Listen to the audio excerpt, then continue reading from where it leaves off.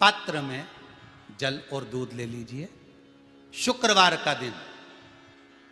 तो कहोगे गुरुजी ये कथा कहाँ से निकाल के लाए हो? तो विष्णु पुराण में से आप उसको स्मरण कर सकते हो। काय में से? विष्णु पुराण में से। एक पात्र में देसी गाय का दूध, जल उसमें रखकर, और आपके यहाँ अगर लड्डू गोपाल हो, यदि आपके घर में ठाकुर जी हो, लड्डू गोपाल हो, विष्णु जी का कोई स्वरूप हो, श्री हरि का कोई स्वरूप हो, तो उस पर शुक्रवार के दिन आप संध्या के समय पर दुर्वा डालकर, उस दुर्वा से अगर लक्ष्मी जी के नामों का 108 बार उच्चारण कर कर, घी का दिया लगाकर, कैसर के चावल साथ में रखकर केवल उस जल का और दूध का मात्र छींटा देते हो, तो उसके घर में कभी लक्ष्मी की कमी नहीं आ सकती, संपदा बढ़ती चली जाती है। 108 बार लक्ष्मी के नाम का मात्र उच्चारण कर लेने पर, भगवान विष्णु के चरणारविंद पर, भगवान विष्णु के चरणों पर केवल उस दुर्वा का, जल का, दूध का सिंचन कर देने से भी लक्ष्मी की वृद्धि होती। तो रावण संहिता अगर किसी ने पढ़ी हो तो उसको मालूम होगा, रावण संहिता में 4 तरह के तिलक का महत्व बताया। कितने तिलक? 4। उन 4 तिलक में सर्वश्रेष्ठ तिलक रावण बताता है। एक तिलक सर्वश्रेष्ठ है, वो है दुर्वा। जो दुर्वा होती है, उस दुर्वा को जलाकर उसकी भस्म तैयार कर कर उसमें गाय का, श्वेत गाय, कौन सी गाय? सफेद। उस गाय के शरीर पर कोई दाग ना, उसके शरीर पर पूर्ण तरह से श्वेत हो, ना लाल उसमें कोई धब्बा हो, ना काला धब्बा हो, ना कोई कलर हो, बस केवल श्वेत। रावण संहिता में 4 तरह के तिलक का प्रमाण दिया, तो एक तिलक रावण संहिता में वर्णन आया। एक तिलक का जो व्याख्यान वर्णन किया गया, उसमें दुर्वा को जलाकर, राख कर कर, भस्म बनाकर, उसमें गाय का घी, देसी गाय का घी मिलाकर, और उसका बिंदी, उसका तिलक मस्तक पर लगाकर या नैनों में सुरमा लगाकर जो व्यक्ति जिस किसी से मिले वो उसका हो जाता है।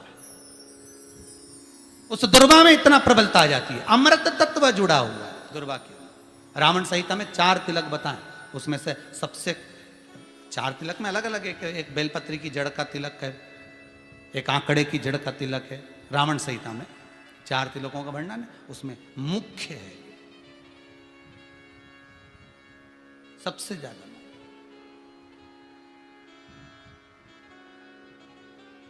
हम तो कहेंगे, अगर मान लो, वैसे तो नौकरी करने जाओ, सर्विस करने जाओ, तो आंख में काजल लगा कर जा नहीं सकते, नहीं तो लोग ही कह देंगे कहाँ से आया है। मालूम पड़े तुम नौकरी के लिए इंटरव्यू देने जाओ और आंखों में काजल लगा के चले जाओ, तो फिर भी एक प्रयास करना, उस दुर्वा का जो काजल बनाओ, मूछे हो, दाढ़ी हो, कहीं कहीं पर भी उसकी एक बिंदी लगा कर चले जाओ, वो असर करेगी और आपको वो जॉब मिल ही जाएगा, ये पक्का है। उसमें आकर्षण होता है, दुर्वा आकर्षण का केंद्र करती है। आपको कभी आपके नयनों में दर्द हो रहा हो, जलन हो रही हो, तो आप दुर्वा, हरी भरी जहाँ दुर्वा हो, वहां थोड़ी देर चलने का प्रयास करिएगा, आपके नेत्रों का विकार समाप्त हो जाएगा। दुर्वा में वो एक सुख है, वो अमृत छुपा हुआ, और एक बार का अमृत नहीं, 5 बार का अमृत दुर्वा के अंतर्गत।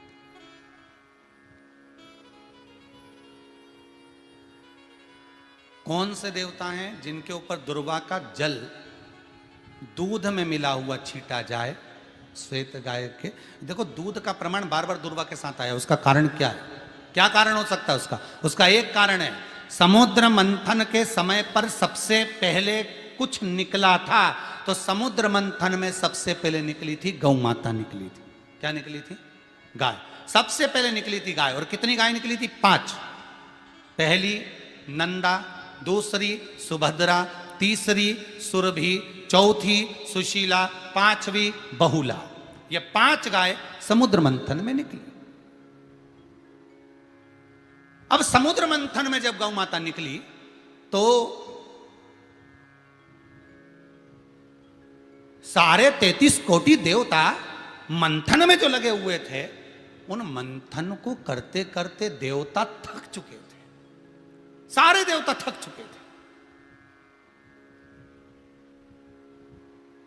बहुला सुरभि और सुशीला से बोली, सुभद्रा से बोली, नंदा से बोली, अपना काम है, एक काम करो, अपन आप रूप दूध की धार बहाना प्रारंभ करो, अपने आप दूध की धार हम मृत्युलोक में हम भेजें इन देवताओं के लिए, तो देवताओं को अमृत तत्व मिलेगा, आनंद होगा।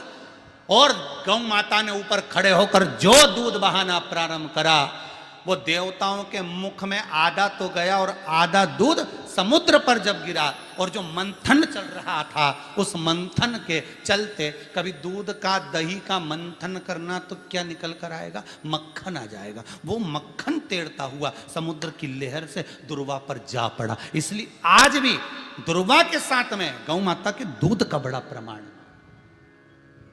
वो भी देसी गाय, जर्सी नहीं, विदेशी नहीं, देसी गाय। और देसी गाय का दूध का बड़ा बड़ा प्रमाण है साहब। हम कई बार कथाओं में कहते हैं, जैसा खाया अन्न, बोलते जाओ, वैसा हो गया मन, जैसा पिया पानी वैसी हो गई वाणी, और जैसा पिया दूध वैसी बन गई बुद्ध। बुद्धि कैसे बनी है? दूध से बनी। डब्बे का दूध पियोगे तो डब्बे हो जाओगे, थैली का दूध पियोगे तो थैली, बोतल का दूध पियोगे तो बोतल। दूध का बड़ा असर।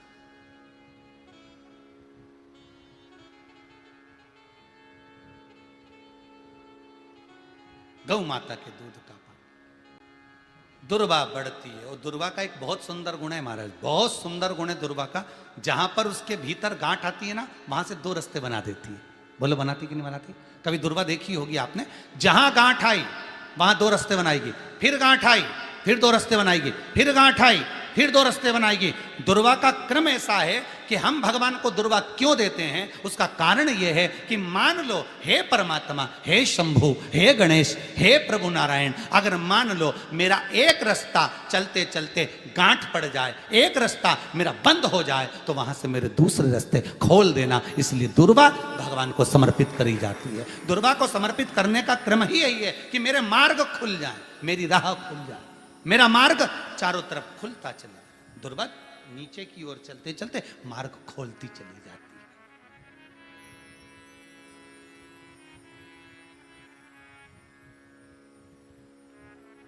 अमृत है ये, इसलिए नष्ट नहीं होती।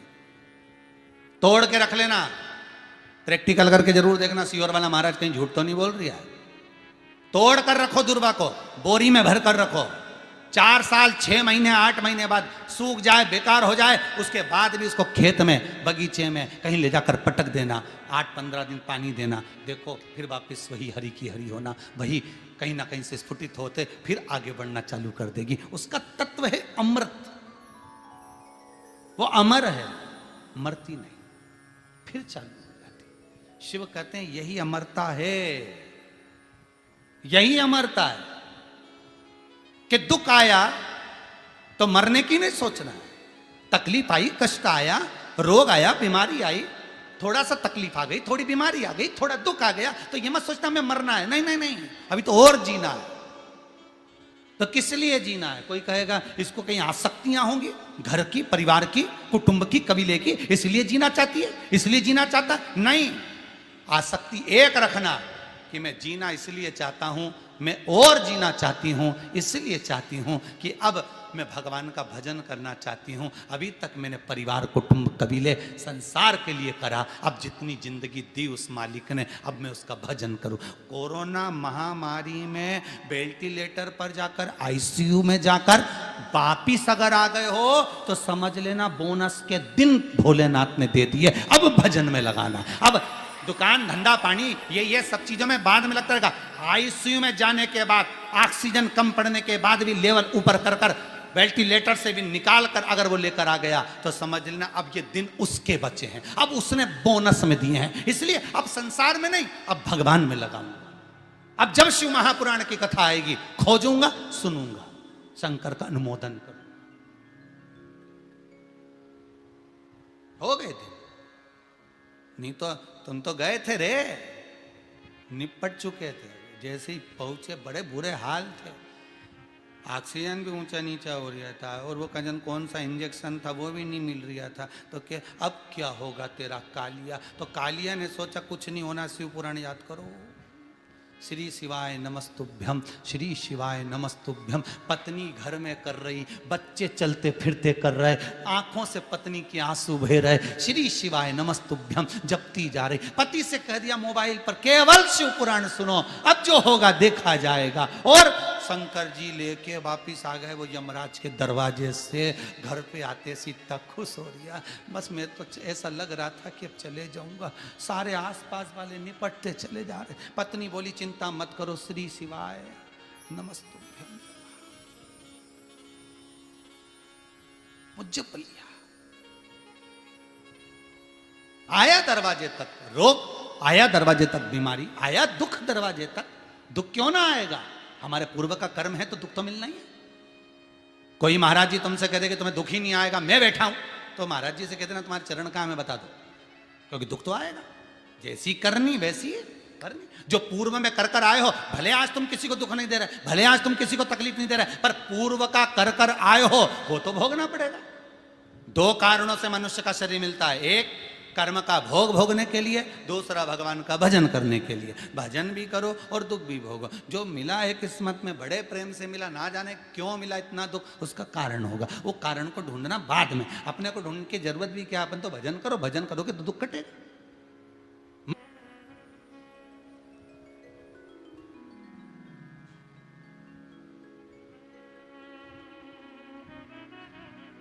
महाराज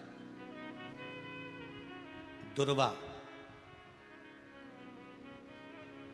भगवान विष्णु को चढ़े, दुर्वा गणेश जी को चढ़े, दुर्वा शिव जी को चढ़े, दुर्वा ब्रह्मा को चढ़े, दुर्वा इंद्र को चढ़े, दुर्वा पितरों को चढ़े।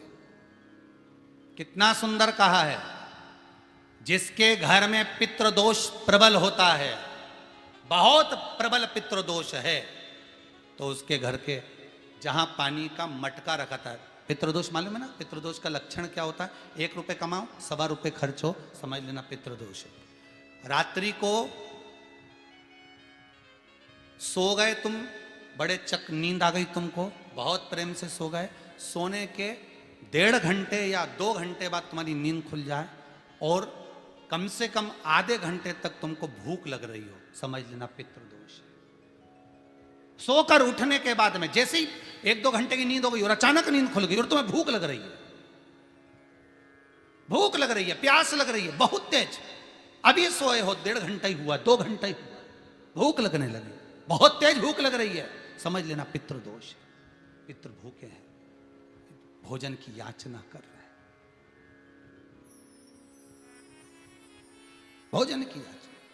सोने के बाद तत्काल नींद खुले 2 घंटे के बाद, भूख लगे, उसका भी एक समय बताया है महाराज ब्रह्मवर्ता पुराण के अंतर्गत कि रात्रि को सोने के बाद में 1 घंटे की नींद हो जाए और उसके बाद में 2 घंटे के अंदर वापिस नींद खुल जाए और भूख लगने लगे तो समझ लो पितृ भूखे हैं, भोजन मांग रहे हैं, अन्न मांग रहे हैं, पितृदोष है।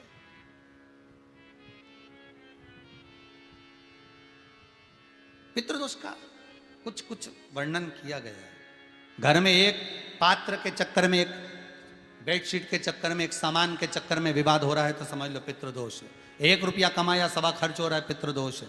घर में एक बीमार, दूसरा फिर बीमार हो गया, तीसरा फिर बीमार हो गया, एक ठीक हुआ, एक बीमार हुआ, पितृदोष है। पितृदोष का भाव तो उसके लिए करना क्या है? शिव महापुराण की कथा कहती है सुंदर, गणेश जी का चरित्र वर्णन करता है स्कंद पुराण कहती है, विष्णु पुराण कहती है कि दुर्वा 21 दुर्वा की गांठ बनाकर, 7 गांठ 21 दुर्वा की बनाकर, जो अपने पितरों का मटका, मटका मतलब परिंदा, हंडा, जो भी पानी का भरते हो, उसके नजदीक में मात्र एक कटोरी में चावल रखकर उसमें अगर दुर्वा रख देता है तो मात्र 5 या 7 दिन में पितृदोष समाप्त होना प्रारंभ हो जाता है। उसके घर में लक्ष्मी की वृद्धि होने लगती है, सुख शांति अपने आप आने लगती है, उसका क्लेश समाप्त हो जाता है। दुर्वा में वो गुण है जो पितृ भी उसका भाग अमृत तत्व प्राप्त करना चाहता,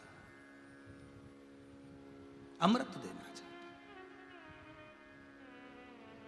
और सरल भाषा में समझिए, जिसकी फैक्ट्री नहीं चल रही हो, फैक्ट्री में बार बार कुछ तकलीफ आ रही हो, गाड़ियां नहीं चल रही हो, 4 व्हीलर गाड़ियां ले रखी हैं, कभी ट्रक गड़बड़ हो रहा है, कभी ट्रक में ये हो रहा है, कभी गाड़ी में ये हो रहा है, कभी बस में ये हो रहा है। बस एक काम करना है, दुर्वा का थोड़ा सा भाग लेकर पानी के लोटे में उसको डालकर 5 अक्षत के दाने उसको पटक कर उस गाड़ी के अंदर उस कलश को रख दो, बस आधे घंटे के लिए, और उस पानी को चक्के के चारों तरफ डालते डालते जाइए दुर्वा के साथ में, तकलीफ नहीं देगा। फैक्ट्री का भी यही प्रमाण है। दुर्वा में वो अमृत तत्व छुपा है जिसका सुख आनंद दे जाता है। आनंद। शिव पुराण कह रही है महाराज, दुर्वा का एक नाम और है, उसका नाम है अमृत जन्मा। क्या नाम है? अमृत जन्मा। दुर्वा का एक नाम और है। मारवाड़ी लोग इसको ध्रुवी बोलते हैं, ध्रुव बोलते हैं। दुर्वा का वो सुख। शंकर भगवान गौ माता दूध की धार लगाती है, इसलिए दुर्वा का दूध से बड़ा मिलन है, बड़ा आनंद है, बड़ा बड़ा सुख है। कोई भी ग्रह अनुकूल नहीं है, सब बेकार चल रहे हो, सब प्रतिकूल चल रहे हो, दूध के पात्र में दुर्वा डाल लो, पीपल के वृक्ष के नीचे चढ़ा कर आओ, राहु केतु शुक्र शनि जो भी गड़बड़ है सब सुधरना चालू हो जाता है। दुर्वा का वो सुख। जिस नदी में स्नान करो, तीर्थ में जाकर उस नदी के पास में कोई बगीचा लगा हो, वहां की दुर्वा को तोड़कर स्नान करते समय नदी में मात्र विसर्जन कर देने पर पितरों को पिंड पहुंच जाता है। मात्र उस दुर्वा का विसर्जन कर देने पर पितरों को पिंड का भाग मिल जाता है। अभी ना तो तुम्हारे पास में आटा है, ना तुम्हारे पास में चावल है, ना तुम्हारे पास में पिंड है, ना कोई तुम्हें संकल्प छुड़ा रहा है, ना कोई तुम्हारे पास में वस्तु है, उसके बाद भी पितरों को भाग मिल रहा है। काय से? केवल एक दुर्वा के तत्व से। स्नान करने से पहले पवित्र नदी में, गंगा यमुना नर्मदा सरयू आदि किसी पवित्र नदी में आप स्नान कर रहे हो, वहां के बगीचे में घूमकर आप जाते तो हो, पैदल ही नहाने जाते हो, तो घाट के आसपास में कोई बगीचा, वहां की दुर्वा तोड़ ली, एक दुर्वा नहाने से पहले अपने पूर्वजों पितरों के नाम से नदी में छोड़ दी। फूल तो छोड़ते ही हो, दिया भी छोड़ते हो, बस एक ही चीज नहीं छोड़ते, वो दुर्वा, और वो ही काम की, वही काम की। तुम कुछ छोड़ो ना छोड़ो, एक दुर्वा का भाग छोड़ दिया, वो पितरों के लिए सुख प्रदान करने वाला। शिव पुराण कह रही है महाराज, भगवान एक बार शंकर भगवान आनंद से विराजमान, उसी समय पर जब गौ माता निकल गई, उसके बाद में विष निकला, विष शंकर भगवान को दिया, शिव जी ने विष पिया, नीलकंठधारी कहलाए। पार्वती जी ने बार बार मना करा, भोलेनाथ विष मत पियो, क्योंकि इन देवताओं ने आपसे नहीं पूछा मंथन।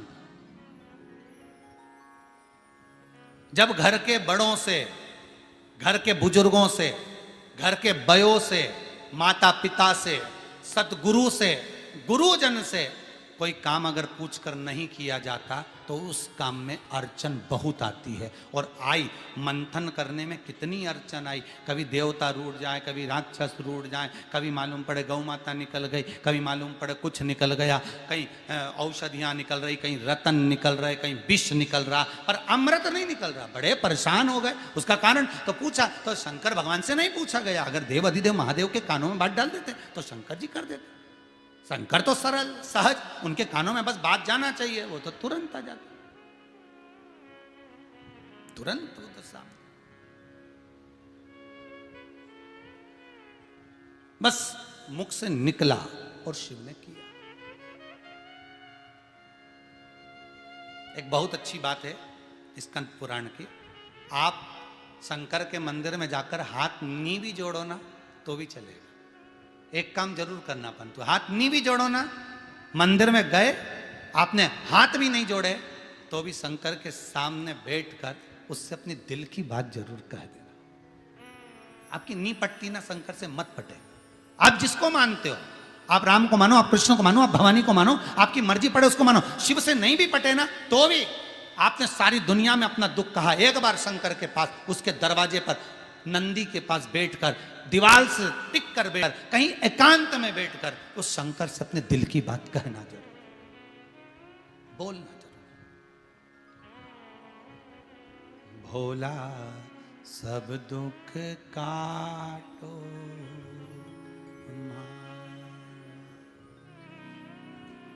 वैश्य है मंगल मंगलकारी अवधूत रूप निराला भोला सब दुख काटो उसका देगा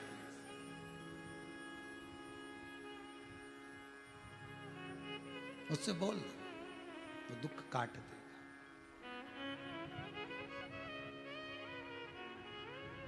इस कुबेरेश्वर धाम में जो भी आता है अपनी बात कहता है तो हम उससे एक ही बात कहते हैं, भूमि कुबेरेश्वर धाम की है, एक एक कंकर शंकर है।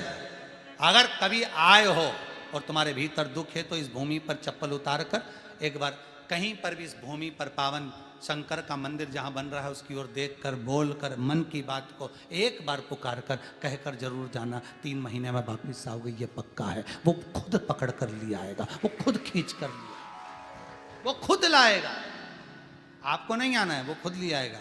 चलो शिवधाम चलो, दिल से कह, मन से कह।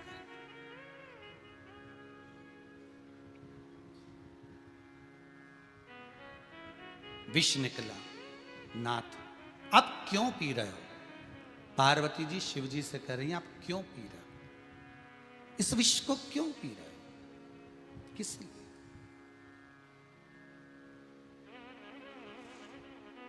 पार्वती इन देवताओं ने मुझसे नहीं पूछा, मंथन किया, पर ये विष जो निकला है ये कोई नहीं पिएगा, और अगर पी लिए तो लोग मर जाएंगे, देवता प्राणों को त्याग देंगे। हलाहल विष, इस विष को मुझे पीना पड़ेगा। कितने चतुर थे भगवान विष्णु, उनकी चतुरता देखिए, इसलिए उनका नाम है चतुर नारायण। भगवान विष्णु का नाम चतुर नारायण क्यों है? उनकी चतुरता देखिए। भगवान विष्णु को मालूम था अगर विष नीचे रखूंगा, सबको दूंगा, कोई नहीं पिएगा, फेंक देगा, अगर नीचे रखूंगा तो लोग पिएंगे तो मर जाएंगे। इसलिए आज भी नियम है, चूहा मार दवाई लेकर आओ, पेड़ पौधे पर छींटने की दवाई लेकर आओ, पौधे में डालने की दवाई लेकर आओ, गेहूं में डालने की दवाई लेकर आओ। उस दवाई पे लिखा रहता है कि बच्चों के हाथ से ऊंची धरो, लिखा रहता है कि नहीं लिखा रहता? कि बच्चों के हाथ से ऊंची रखो।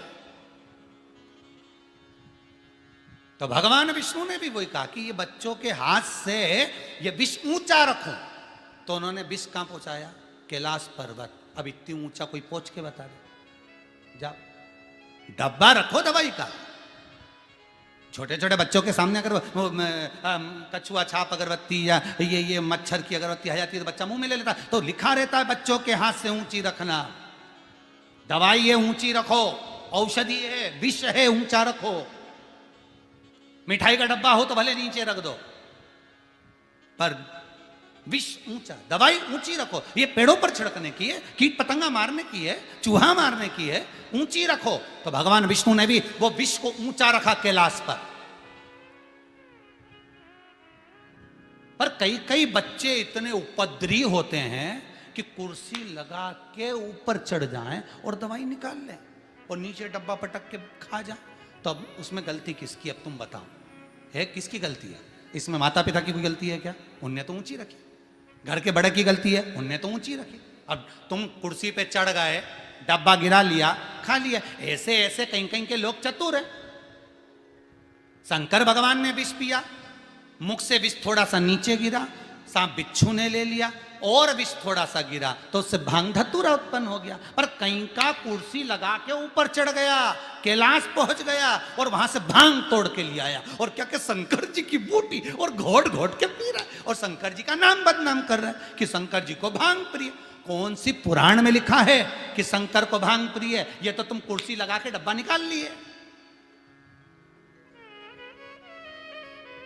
नहीं तो उनने तो लिखा कि बच्चों के हाथ से ऊंची रखो, तो कैलाश पे रखी, वो दर्शन करने गए, वहां से उठा लाया। इतनी भांग पड़ी थी, लगी हुई थी। शंकर जी के पास भांग है, किसी पुराण में नहीं लिखा कि शंकर भगवान को भांग प्रिय है, ना स्कंद पुराण में, ना लिंग पुराण में, ना पद्म पुराण में, ना शिव पुराण में, कहीं नहीं लिखा शंकर भगवान को भांग प्रिय है, ये कहीं नहीं लिखा। पर शंकर भगवान का भांग से श्रृंगार होता है, भांग उनके नजदीक में रहती है, यह पुराण में लिखा है। क्यों रहती है उसका कारण शिव महापुराण कहती है कि भगवान शंकर का जब कंठ जला, पार्वती की आंखों से अश्रु बह निकला, पार्वती पत्तियों को ढूंढ रही थी, भांग की पत्तियां मिल गई, पार्वती ने उसको पीसा, शिव जी के कंठ पर लगा दिया जिससे जलन कम हो। शंकर के पास में भांग इसलिए लगी हुई रहती है कि जो हवा आएगी भांग की, शंकर जी का कंठ नहीं जलेगा, उस जलन को रोकेगा, विष की जलन को वो भांग की ठंडाई रोकेगी। पर इनको क्या मालूम था, ये तो ठंडाई समझ के पीगा। अब ठंडाई लगना थी बाहर, उतार ली अंदर। दिक्कत तो वही है। बच्चों को कौन समझाए कि ऊपर चूहा मार दवाई रखी है, ना कीट पतंगा की दवाई रखी है, पेड़ पौधे पे छिड़कने की दवाई रखी है। ये तो सोचा कि मिठाई का डब्बा रखा है और मम्मी ने छुपा के रख दिया, रसगुल्ले का दिख रहा है, बाकी के काजू कतली का डब्बा तो चपटा हो, ये तो इतना बड़ा, तो इनने का रसगुल्ले का ही है। अब इनके क्या मालूम था कि तू खाएगा ना रसगुल्ला हो जाएगा, अब इनको क्या मालूम, ये तो समझे रसगुल्ले। चढ़ गए ऊपर, वो डब्बा नीचे गिरा लिया, गया कहीं का कैलाश पर, भांग तोड़ के ले आया, शिवरात्रि पे खूब घोट घोट के पी रहा है, शंकर जी का नाम बदनाम कर रहा है, शंकर जी की भांग प्रिय, भांग प्रिय, शिव जी की बूटी, शिव जी का प्रसाद, शिव जी का प्रसाद। कौन सी पुराण में लिखा शिव जी का प्रसाद? तो शिव जी का, अगर तुम भांग पी रहे हो तो शंकर जी का एक आध सांप भी धारण कर लो, भांग पियो तो धारण करो, और एक आध सांप दिख गया तो जो चढ़ी चढ़ाई भांग है वो भी उतर जाएगी। एक आध बार मिल गया ना फ्री का पीस, एक आध बार मिल गया शंकर का गण, वो सांप, बस तुम कहीं से जा रहे थे बड़े गुनगुनाते हुए, बड़े गुनगुनाते हुए चल रहे थे, बड़े बड़े मस्ती में जा रहे थे, बड़ी अलमस्ता में, और जैसे ही अलमस्ता में जा रहे तो सामने से पा पा पा पा पा पा पा पा, बस अटक गया सीडी प्लेयर, वहीं अटका, अब सुध नहीं। महाराज शिव को प्रिय नहीं। किसी ने पूछा भोलेनाथ जी से आप नशा करते हो? शंकर भगवान बोले हाँ करते। तो उसी ओर वाला महाराज तो बोल रहा है करते ही नहीं, और आप बोल रहे हो नशा करते हो। शंकर भगवान बोले हम नशा करते हैं। किस चीज का करते हो? शंकर भगवान बोले राम नाम और कृष्ण नाम का नशा करते हैं।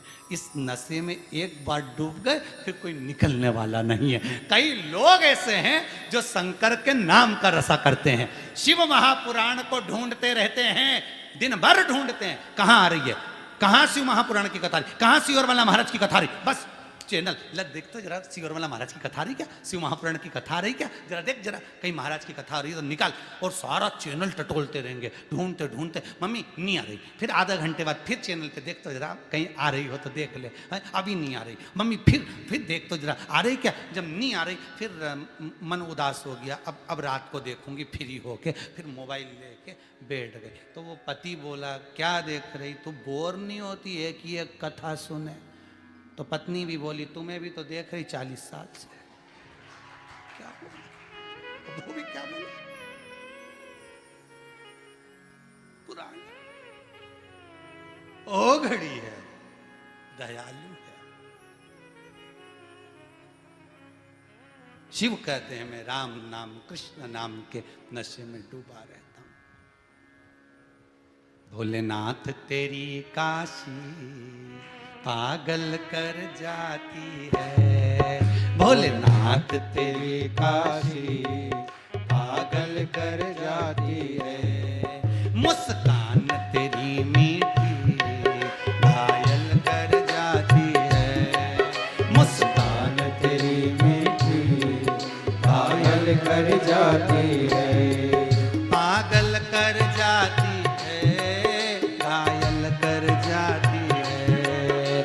पागल कर जाती है, पागल कर जाती है, पागल कर जाती है, घायल कर जाती है, पागल कर जाती है, घायल कर जाती है। मुस्कान तेरी मीठी पागल कर जाती है, मुस्कान तेरी मीठी पागल कर जाती है। भोलेनाथ तेरी काशी पागल कर जाती है, भोलेनाथ तेरी काशी पागल कर जाती है। जय हो। तुम तो ओघड़ भोले तेरी गोरा गोरी है, तुम तो ओघड़ भोले तेरी गोरा गोरी है, तुम तो ओघड़ भोले तेरी गौरा गौरी है, तुम तो ओघड़ भोले तेरी गोरा गोरी है। इस अनुपम जोड़ी पे दुनिया लुट जाती है, इस अनुपम जोड़ी पर दुनिया लुट जाती है, इस अनुपम जोड़ी पर दुनिया लुट जाती है, इस अनुपम जोड़ी पर दुनिया लुट जाती है। भोलेनाथ तेरी काशी पागल कर जाती है, भोलेनाथ तेरी काशी पागल कर जाती है। जय हो। भोले तेरी काशी में गंगा भी बहती है, भोले तेरी काशी में गंगा भी बहती है, भोले तेरी काशी में गंगा भी बहती है, भोले तेरी काशी में गंगा भी बहती है।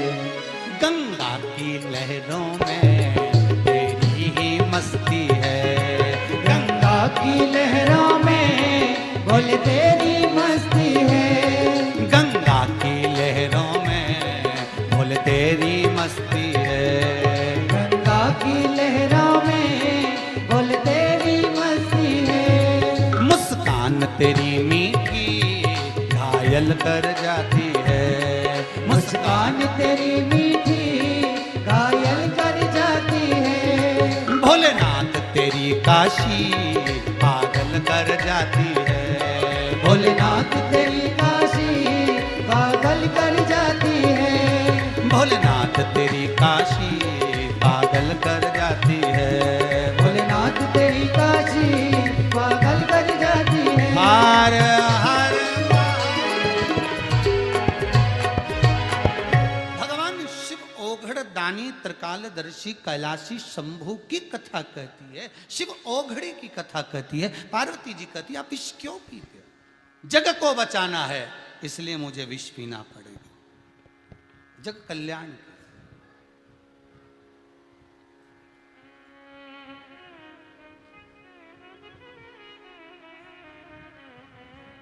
ये जब भी आते हैं घड़ी याद आती है,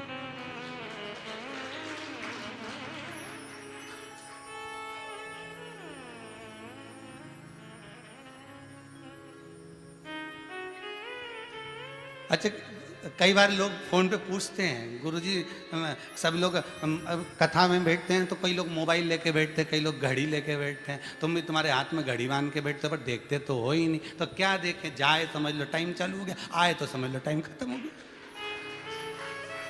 बोले सो तो बोले क्या।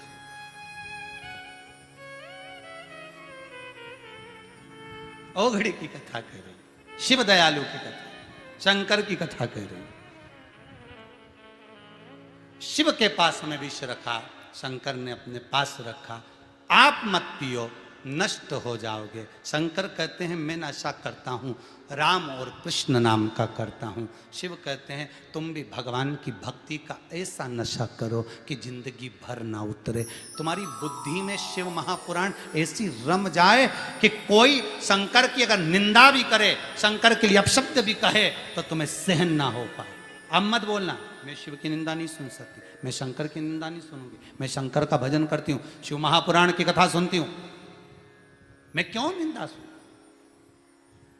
आपको कहा था शिव महापुराण का कोई अगर प्रसाद है तो वो यही प्रसाद है कि आप शंकर की कथा को जगत को बांटो। फोन लगाकर कह सकते हो 2 बजे कथा आती है, 5 बजे तक चलती है, आज 6ठा दिन हो गया, कल 7वां दिन हो जाएगा। फोन लगाकर कह सकते हो परिवार वालों को, नातेदारों को, रिश्तेदारों को, मोहल्ले में, कॉलोनी में, सोसाइटी में, जब मॉर्निंग वॉक करने जाओ, जब कहीं जाओ, कोई सुने भले कोई चालू करे ना करे, पर अपना तो फर्ज है कहना सुनो कथा। 2 से 5 आती है, थोड़ा मन का भ्रम निकालेगी, भ्रांतियां निकालेगी, थोड़ा गुस्से को कम करेगी, आनंद उत्पन्न करेगी। वो शिव महापुराण की कथा, वो तत्व कथा, ऐसी पावन कथा कि आप दुनिया के लिए जी कर देखिए तो वो मालिक, वो परमात्मा, वो शिव, वो औघड़दानी ऐसी कृपा कर देता है कि संपूर्ण विश्व आपके लिए जीता।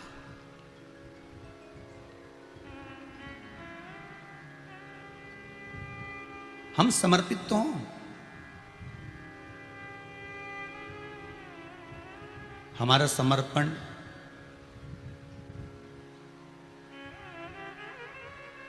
जब संपूर्ण जगत के लिए होगा तो संपूर्ण जगत भी तो आपके लिए समर्पित होगा।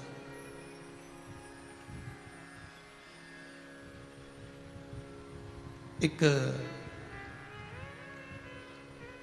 इस संपूर्ण विश्व का कल्याण करने वाला भी एक बालक प्रकट हुआ, जन्मा, एक माता के गर्भ से प्रगटा, माता के गर्भ से जन्मा।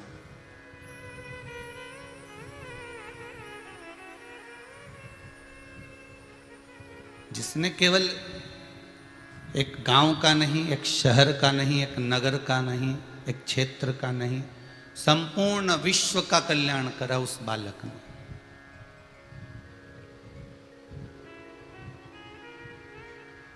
और वो छोटा सा बालक जिसकी आयु मात्र 4 वर्ष की थी, और 4 वर्ष की आयु में अपनी माता से कहता है, माँ, ओ माँ। माँ बोली, हाँ बेटा। माँ, मेरा मन करता है कि मैं संपूर्ण संसार को त्याग कर, ये घर, ये परिवार, ये नाते, ये रिश्ते, ये कुटुंब, ये कबीला, संपूर्ण संसार को त्याग कर मैं भगवान की भक्ति करूं।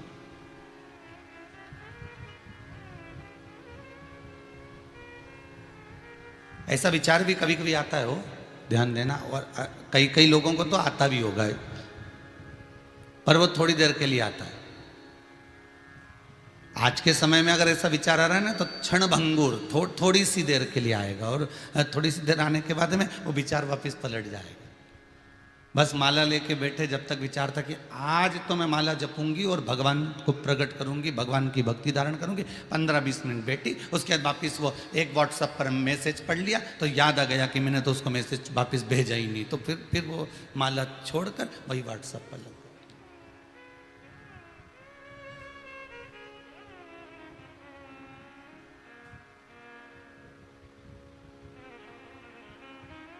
वो छोटा सा बालक कर रहा है, 4 वर्ष की जिसकी आयु है, और 4 वर्ष की आयु वाला वो बालक कहता है, माँ, मेरा मन करता है कि संपूर्ण संसार को त्याग कर मैं भगवान की भक्ति करूं। माँ ने कहा, पागलों जैसी बात मत कर, घर में कोई और 4-5 बच्चे हैं क्या मेरे?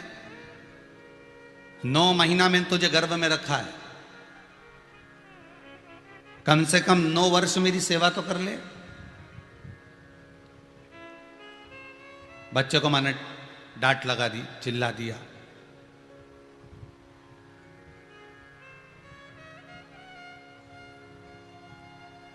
बहू ठाकुर जी की सेवा करना चाहती है, भगवान की सेवा करना चाहती है, पर सास उसको डांट देती है, तेरे से नहीं बनेगा, तू हट जा, जा चौका संभाल, रसोई घर संभाल, तेरे बस का नहीं है, मैं कर रही हूं ना, मैं सब कर दूंगी, तू जा।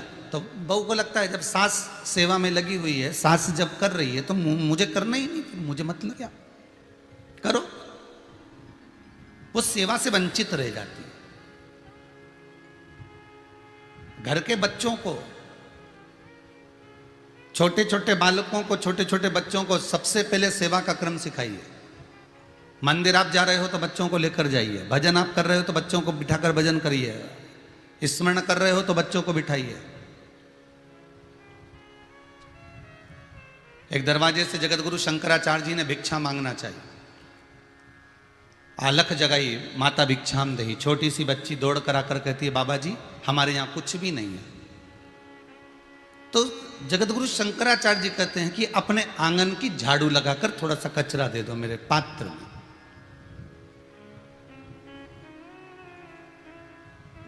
उसने झाड़ू लगाई, कचरा पात्र में दिया।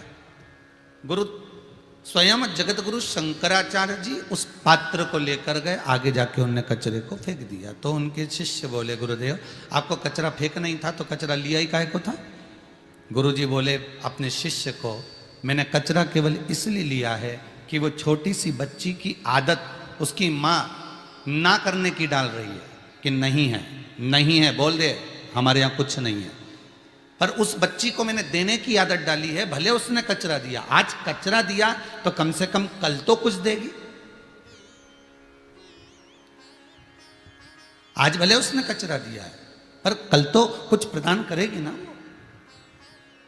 और अगर यही सीख वो लेकर अपने मायके से जाएगी ससुराल, और ससुराल में जाने के बाद में यही सीख लेकर जाएगी, और ससुराल में सास ने कहा ये लिया तो कि वो है ही नहीं, इसकी सीख अर्थात मायके से जो बेटी जैसा सीख कर जाती है वो वैसा कर्म वहां ससुराल में भी कर लेती है।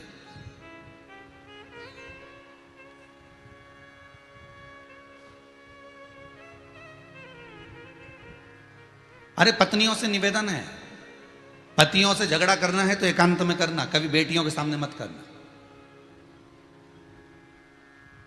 वो सीख जाएगी कि मेरी मां अपने पिता से, मेरे पिता से किस तरह से बात कर रही है,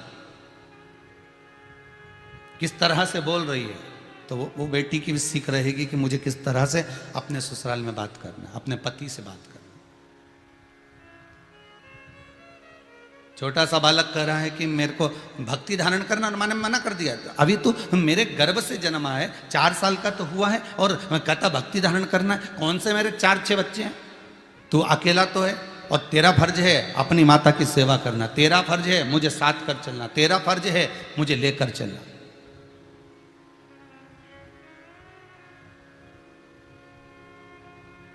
नहीं, चलो अपना काम करो। बच्चा बढ़ते बढ़ते बढ़ते बढ़ते 6 वर्ष का हो गया। हर 5 महीने में 4 महीने में बच्चा कुछ ना कुछ ऐसा प्लान करता कि माँ के सामने जाकर कहता माँ मुझे कुछ भी अच्छा नहीं लग रहा, ये संसार बिल्कुल अच्छा नहीं लग रहा, मुझे तो साधु बनना है।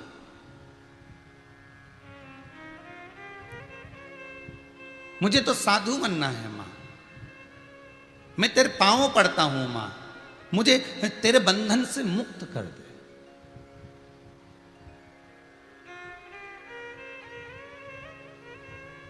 दुनिया का सबसे बड़ा बंधन होता है माता और पुत्र का बंधन। अगर एक बेटा सन्यास लेने के लिए जा रहा है, एक बेटा सन्यासी बनने के लिए जा रहा है, और यदि उसकी मां ने कह दिया कि तू नहीं जाएगा तो पूरी भले तैयारी हो जाए तो बेटा नहीं जा सकता। नहीं तो वो सन्यास लेने के बाद भी जितना भजन करेगा, कीर्तन करेगा, नाम जाप करेगा, वो स्वीकृत नहीं होगा। हाँ, माँ बेटा अपने मन से कह दे कि बेटा जा, तू चले जा, तो तू फिर चल सकता है। फिर आपका भजन, आपका कीर्तन, आपका स्मरण, आपका, हम तो कई बार शिव महापुराण में भी आप सब कहे, चैनल के माध्यम से सुन रहे हो, फेसबुक यूट्यूब के माध्यम से सुन रहे हो, पर पहले जब कथा होती थी तो उसमें हमने कई बार कहा कि कथा में जाना तो पहले अपने पति से पूछना क्या मैं कथा में चली जाऊं, आप मेरे साथ चलिए। आपने माता पिता से पूछना मुझे कथा में जाना है, मैं चले जाऊं। और यदि वो आज्ञा करें कि हाँ तुम कथा में चले जाओ तो तुम कथा में आओ, और अगर पति मना कर दे तो तुम घर को ही तीर्थ बनाओ, घर को ही कुबेरेश्वर धाम बनाओ। वहीं बैठकर आस्था चैनल के सामने बैठकर मोबाइल पर आदि पर कथा का रसपान करो। वो मना कर दे तो आप मत आइए। शिव महापुराण की कथा तो यहां तक कहती है कुमार खंड के अंदर लिखा हुआ है शिव महापुराण के कि घर में अगर बुजुर्ग माता पिता हैं, शरीर बहुत शिथिल हो चुका है, शरीर पड़ा हुआ है, बहुत कष्ट हो रहा है उनको, और आप अपनी सहेली के साथ, आप अपने परिवार के साथ अगर तीर्थ करने के लिए जा रहे हो, कथा श्रवण करने के लिए जा रहे हो, तो ना तो तीर्थ लगेगा ना वो कथा लगेगी। घर में अगर बुजुर्ग पड़ा हुआ है और उसको सेवा की जरूरत है तो पहले आप उसकी सेवा करिए। พี่อาร์มแป๊บนึงหนูยืมเหมือนแบบ เฮ้ย อันนี้ฉันไม่เนียนนะ คือใช้หน้าที่ในทางที่มิชอบนะเนี่ยผมกำลังคุยกับไซมอนอยู่ครับ ไซมอนไหน कभी प्यासे को पानी पिलाया नहीं, बाद अमृत पिलाने से क्या फायदा। अब अगर वो जिंदा है, अगर वो जीवित है और पलंग पर पड़ा हुआ है, उसके शरीर से नहीं बन रहा, तो फिर हमें तीर्थ भी नहीं जाना, हम ना जाएं तीर्थ, हम ना जाएं कथा में, पहले उनकी सेवा कर लो। अरे इस कल युग में तीर्थ का क्या काम है, कर लो घर में सेवा, यहीं तो चारों धाम है, कि जिसके घर में सास ससुर वहीं बद्री नाथ है, अरे कर लो इनकी सेवा, यही तो चारों धाम है। संसार सागर में इस कलयुग में सबसे बड़ा तीर्थ है माता पिता, सबसे बड़ा तीर्थ है घर के बुजुर्ग, उनकी सेवा, उनकी आराधना, उनकी चाकरी, उनके चरणों की सेवा, संपूर्णता का सुख।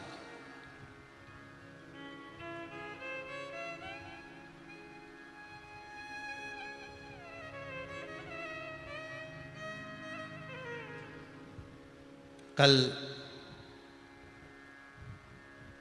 डॉक्टर डे के उपलक्ष्य में एक मैसेज किसी का आया था और उसमें एक बुजुर्ग सोया हुआ था और एक पिछोड़ा कंधे पर रखा हुआ एक गांव का व्यक्ति उसके चरण दबा रहा था।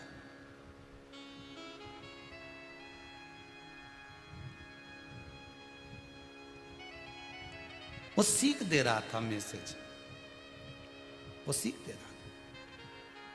डॉक्टर उस बुजुर्ग व्यक्ति से कह रहा था, ये तुम्हारा गंवार बेटा ये बैठा, ये तुम्हारा गंवार बेटा ये बैठा, जो पढ़ाई नहीं करा, जो विद्या अध्ययन नहीं करा, गंवार रह गया, वो ये पढ़ा, तुम्हारे चरणों के पास, तुम्हारे चरणों में अभी पड़ा हुआ। वो पिछोड़ा पड़ा हुआ ग्रामीण सा व्यक्ति बुजुर्ग के चरण दबा रहा था। डॉक्टर कह रहा था, ये तुम्हारा गंवार बेटा ये पड़ा। तो बुजुर्ग उत्तर देता है, मेरी बुद्धि को भाटा पड़ गया था जो मैंने बच्चों को पढ़ाई कराई और दूसरे देश भेज दिया, ये सा गंवार रख लेता तो कम से कम माँ चरण की सेवा कर रहा है, कल भोजन की तो सेवा कर देता। बनाओ खूब, अपने बच्चों को डॉक्टर बनाइए, इंजीनियर बनाइए, तुम्हारी मर्जी पड़े जो बनाओ, पर उससे पहले बच्चों को संस्कारित बनाइए। कि बेटा एडिलेड में, बेटी है न्यूयॉर्क, और ब्राइट बच्चों के लिए हुआ बुढ़ापा डार्क। और काका क्या करोगे, ये रुपया कहाँ धरोगे, इस धन को तुम करोगे क्या। सबसे बड़ा सुख यदि जीवन का अगर आपका बुजुर्ग अवस्था है, आपके जीवन में आप अपने शिथिल हो चुके हो, इंद्रियां काम नहीं कर रही, सारी इंद्रियां शिथिल हो चुकी हैं, उस समय पर पुत्रों की जरूरत पड़ती है, उस समय पर बच्चों की जरूरत है।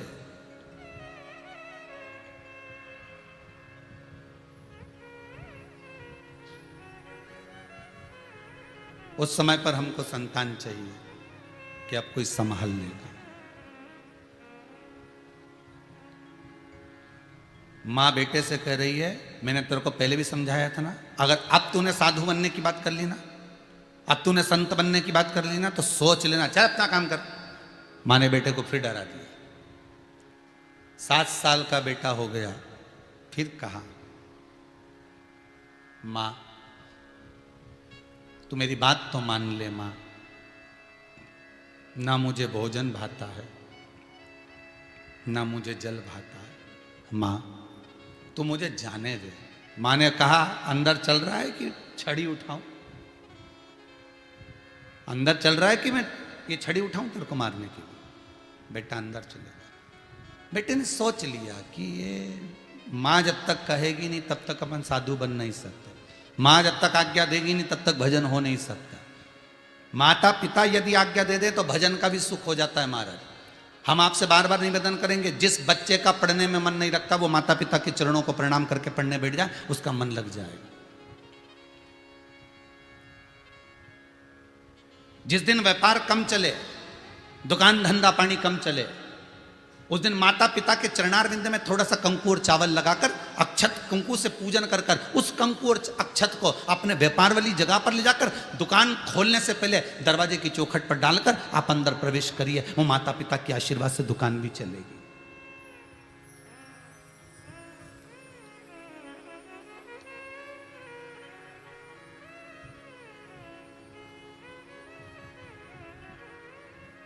ये कोई साधारण नहीं हो सकते साहब।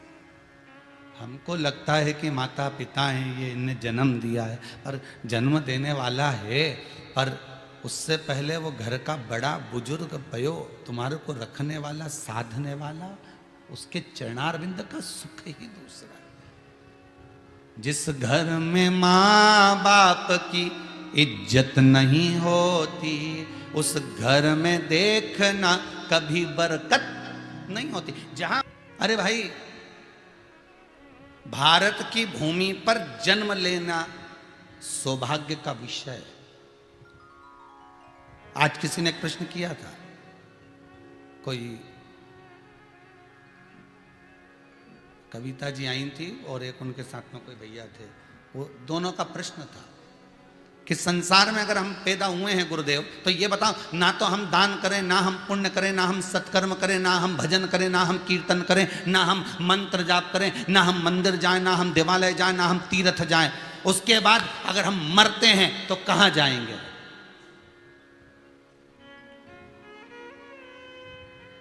कभी हमने मंत्र नहीं जपा, कभी हमने नाम जाप नहीं जपा, कभी हमने स्मरण नहीं करा, कभी हमने गौदान नहीं करा, अन्नदान नहीं करा, वस्त्रदान नहीं करा, कभी हमने 2 अगरबत्ती नहीं लगाई, कभी हमने दिया नहीं लगाया, कभी हमने किसी भूखे को भोजन नहीं कराया, कभी हमने किसी प्यासे को पानी नहीं पिलाया। तो अगर हम मरेंगे तो कहां जाएंगे? अगर आपसे कोई प्रश्न करेगा तो क्या उत्तर दोगे? बोलो जरा जल्दी से।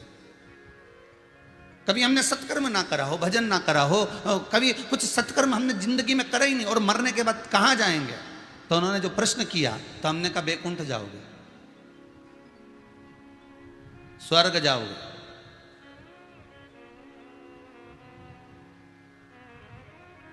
अगर आपसे कोई प्रश्न करता तो आप ये बोल देते नरक जाओगे। नहीं नहीं, स्वर्ग जाओगे। तो कविता जी ने कहा, गुरुदेव हमने जितने गुरु जी से पूछा उनने सबने कहा ऐसा काम करोगे तो नरक ही जाओगे, और आप कह रहे हो स्वर्ग जाओगे। हमने कहा स्वर्ग जाने का केवल एक कारण है कि तुम भारत की भूमि पर जन्मे हो।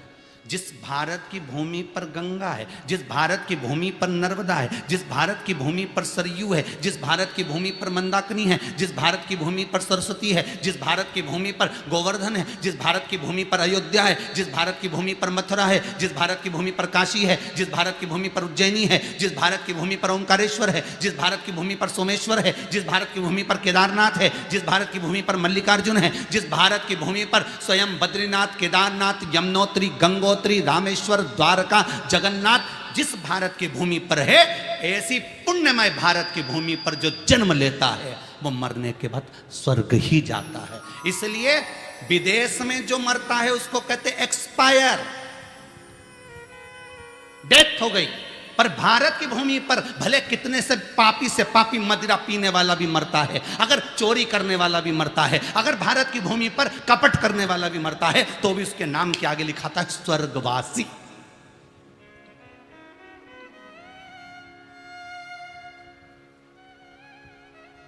एक विदेश में मरने वाला, दूसरे देश में मरने वाला, वहां लिखा जाएगा एक्सपायर, वहां लिखा जाएगा डेड बॉडी है, ये मर चुका है। मैं स्वर्गवासी नहीं कहेगा कोई तुमको।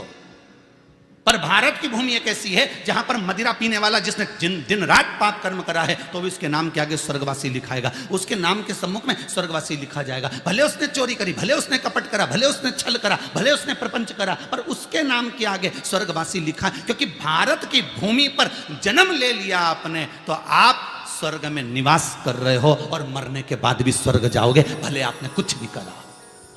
आदर भूमि का स्थान का होता है, आदर सत्कार स्थान का माना गया। कोई मथुरा से आता है, वृंदावन से आता है तो मन कहता है कि वृंदावन से आए पंडित जी, वृंदावन से आए, अयोध्या से आए, बद्रीनाथ से आए, यमुनोत्री से, कितना आदर होता है कि उस जगह से आए। उसी तरह मरने वाले तो विदेशों में भी मरेंगे, ऊपर जाएंगे, पर उनका इतना सम्मान नहीं होगा जी जितना तुम्हारा होगा, क्योंकि इनको मालूम है कि ये स्वर्ग से आया है और दूसरे स्वर्ग में आ गया, इसलिए ये स्वर्गवासी है। किसी के भी नाम के आगे भले वो कपट करे, छल करे, बेईमानी करे, प्रपंच करे, पर उसके नाम के आगे मरने पर उसने जिंदगी भर पाप करा तो भी स्वर्गवासी लिखाएगा, क्योंकि वो स्वर्ग का अधिकारी है, क्योंकि भारत की भूमि पर जन्मा है। चंदन है इस देश की माटी, तपोभूमि हर ग्राम है, हर बाला देवी की प्रतिमा, बच्चा बच्चा राम है। जिसके सैनिक समर भूमि पर गाया करते गीता है, उसी माटी के हल के नीचे खेली करती सीता है। ये वो भारत की भूमि है। ये कोई साधारण हो सकती है?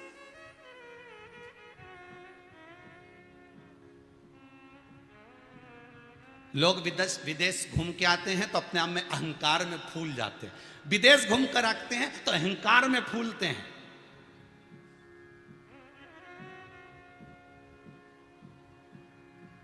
और विदेशियों को देख लेंगे तो और ज़्यादा उनको लगेगा, बताओ कितने बढ़िया रह रहे हैं, गोरे गोरे दिख रहे हैं, बढ़िया कपड़े भी ऐसे विचित्र फटे पुराने पहन रहे हैं तो भी कितने सुंदर दिख रहे हैं। अरे तुम्हें तो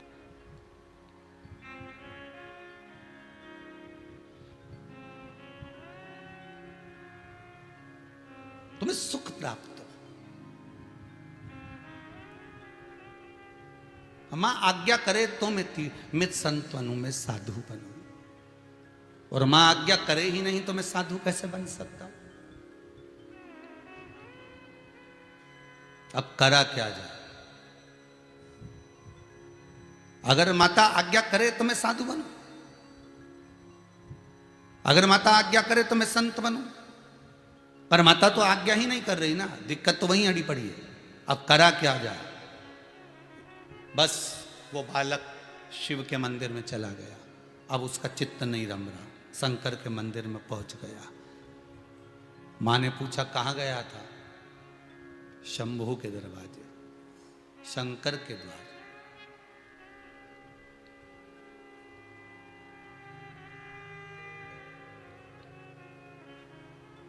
बहुत सुंदर बात है, सारी दुनिया के जब द्वार बंद हो जाते हैं तब हरि का द्वार खुला रहता है। किसका द्वार खुला है? हरि का। ये हरिद्वार बनाया है ना, इसीलिए बनाया कि तुम्हारे द्वार बंद हो जाए ना, जब संसार सागर के सारे द्वार बंद हो जाए, बहुएं नहीं पूछे, बेटा नहीं पूछे, परिवार के लोग नहीं पूछे, सारे द्वार तुम्हारे लिए बंद हो जाए तो हरिद्वार आ जाना। ये हरिद्वार इसलिए बनाया गया था पुराने समय में कि हरिद्वार, हर की पौड़ी, जब सारे दरवाजे बंद हो जाएं तो इसके दरवाजे पर आकर बैठ जाओ, बस यहाँ बैठो, गंगा का स्मरण करो, भजन करो, कीर्तन करो, मंत्र जाप करो, माला जपो। तो किसी ने पूछा अगर हम गंगा के घाट पर जाकर बैठ जाएंगे तो भोजन मिलेगा क्या? तो जैसे तुम्हारी बहू तुम्हें भोजन देती थी, जैसे तुम्हारे परिवार वाले तुम्हें भोजन देते थे, एक बार विश्वास कर कर उस परमात्मा के द्वार पर जाकर बैठो तो सही, उस शंभू के, उस शंकर के द्वार पर पहुंचो तो सही। तुम एक बार जाकर बैठोगे, वो परमात्मा का काम भरण पोषण करना। अरे पैदा होते से ही कितने लोग हैं जो डायरेक्ट खाना खाना चालू कर दिए, भोजन करना चालू कर दिए? कोई नहीं। पैदा होते से कौन कमाई करने गए थे? पैदा होते से कौन सी तुम नौकरी कर रहे थे? पैदा होते से तुम कौन सी सर्विस करने गए थे? पैदा होते से तुम कहां, किस कंपनी को तुमने डाला था? पैदा होते से कौन सी फैक्ट्री खोल ली थी? पैदा होते से कौन सी दुकान डाल ली थी? माता की गोद में पड़े रहते थे और पेट भरने की जवाबदारी उस परमात्मा की थी। माता के स्तनों में दूध दिया, तेरा पेट भरा। कमाना भी नहीं आता था तेरे को, तो ऐसा ही पड़ा रहता था, खटमल खाते थे, मच्छर वहीं नोचते थे तो रोता था, मां आके उठाती, मच्छरदानी लगा के चली जाती। अपने हाथों से अपनी गंदगी भी साफ नहीं कर सकता था। ऐसी तो तेरी दशा थी, तो फैक्ट्री क्या खाक डालेगा? और इतना अकड़ में फिरे कि मैंने फैक्ट्री डाली, मैंने दुकान बनाई, ये मकान मैंने बनाया, ये सारी जितनी जमीन दिख रही सब मैंने करी। अगर वो तो मैंने बहुत बहुत कर दिया परिवार के लिए, मेरे बराबर कोई कर सके? मैंने करा सब। और मैं करता करता करता करता करता करता चले।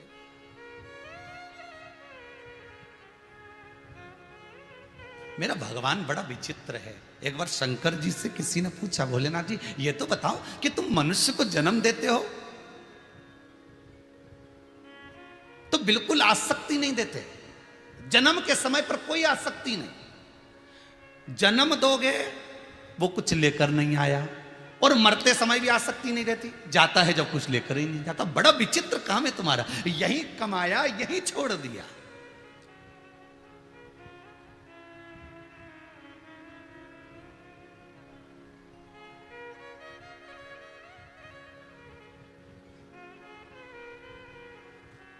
यही कमाया यही छोड़ दिया। पहले कथा में एक बात कही थी, आपको याद होगा। पहले के लोग तीर्थ करने जाते थे, साथ में थोड़ा सा आटा चावल दाल, थोड़ा सा सामान बनाने का, लकड़ी वगैरह, थोड़ा मसाला वगैरह लेके सिर पे चले जाते, लेके जाते हुए थे। पर आज के ज़माने में लोग तीर्थ करने जाते हैं तो सामान लेके जाते हैं क्या? कोई नहीं जाता।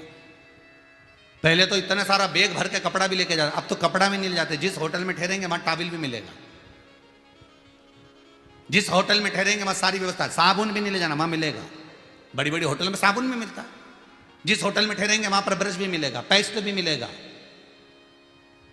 हाथ धोने के लिए साबुन मिलेगा, नहाने का साबुन मिलेगा। वो नहीं लेकर जाता है। खाने को भोजन मिलेगा तो कौन लेकर जाएगा? बस उनने एक काम करा कि तीर्थ करने जाओ तो नोट की गड्डी जेब में फंसा कर ले जाओ, और गड्डी भी अच्छी होना चाहिए, 2-2 हजार के नोट की। अब 2000 के नोट की एक गड्डी यहां फंसी, 2000 के नोट की गड्डी एक यहां फंसी, और फिर तुम कुछ भी लेकर मत जाओ। बोलो ईमानदारी से, तीर्थ हो क्या आओगे कि नहीं आओगे? अरे बोलो तो सही, जितने टीवी के सामने बैठे अच्छे से बोलो, तीर्थ होगा कि नहीं होगा? तुम कुछ एक जोड़ कपड़े मत ले जाओ, बस नोट की गड्डी फंसा और चले जाओ। फिर देखो आप जिस फ्लाइट में बैठ कर जाओगे वहां पर भी लोग खाना ला कर देंगे, बस वो गड्डी होना चाहिए। फिर तो जैसे ही फ्लाइट से नीचे उतरोगे वहां पर भी हाजिरी भरी जाएगी, good morning sir, good night sir. फिर सामने गाड़ी खड़ी मिलेगी, बस गड्डी होना चाहिए, बस। फिर सामने टैक्सी खड़ी मिलेगी, फिर होटल, और होटल में गए, फिर सारी व्यवस्था, खाया पिया, आनंद लिया। फिर चलते चलते कहा कपड़े नहीं लाए हैं, होटल वाले से कहा जरा हमारा एक्सल या डबल एक्सल जरा कपड़ा लेकर आइए, ठीक है, और सब सामान मंगवा लिया। फिर तीरथ करके वापस लौट कर आए। अब वो जा रहा था सामान लेकर और आप जा रहे थे गड्डी लेकर, बस यही अंतर है पहले और आप में। और आपसे भी निवेदन है, हमें सामान लेकर नहीं जाना, हमें गड्डी लेकर जाना है। भगवान के नाम की गड्डी अगर जेब में होगी तो फिर बैकुंठ में आराम से रहिए, तीर्थ आराम से करिए, घूम कर आइए, सुख का आनंद लेकर आइए। बस वो गड्डी तुम्हारे पास में होना चाहिए, सामान नहीं, वस्तुएं नहीं, क्योंकि सामान तो यहीं छूट जाएगा, वस्तुएं तो यहीं छूट जाएगी। सारा सामान, दौलत, धन जितना है, संतान, पुत्र, सत्ता, सब यहीं रह जाएगा। बस वो गड्डी अगर तुम्हारे पास में है, अगर वो गड्डी तुम्हारे पास रखी है, और वो गड्डी कौन सी है? राम नाम, कृष्ण नाम की वो गड्डी है, शिव नाम की वो गड्डी है, भगवान के नाम की, वो तुम्हारे पास में है, तो फिर सारे रास्ते आनंद में अपने आप व्यवस्था होती चली जाए। अरे मुख में हो राम नाम, राम सेवा हाथ में, और तू अकेला नहीं प्यारे, राम तेरे साथ में। जिंदगी की बागडोर हाथ दीना नाथ के, ये महलों में राखे चाहे झोपड़ी का वास हो। ये वो उसके ऊपर है, उसके हाथ में, ये उसके हाथ में। बस भाव शुद्ध, महाराज अहंकार नीचे गिराकर भक्ति को सिर चढ़ाकर जाओगे मिलेगा।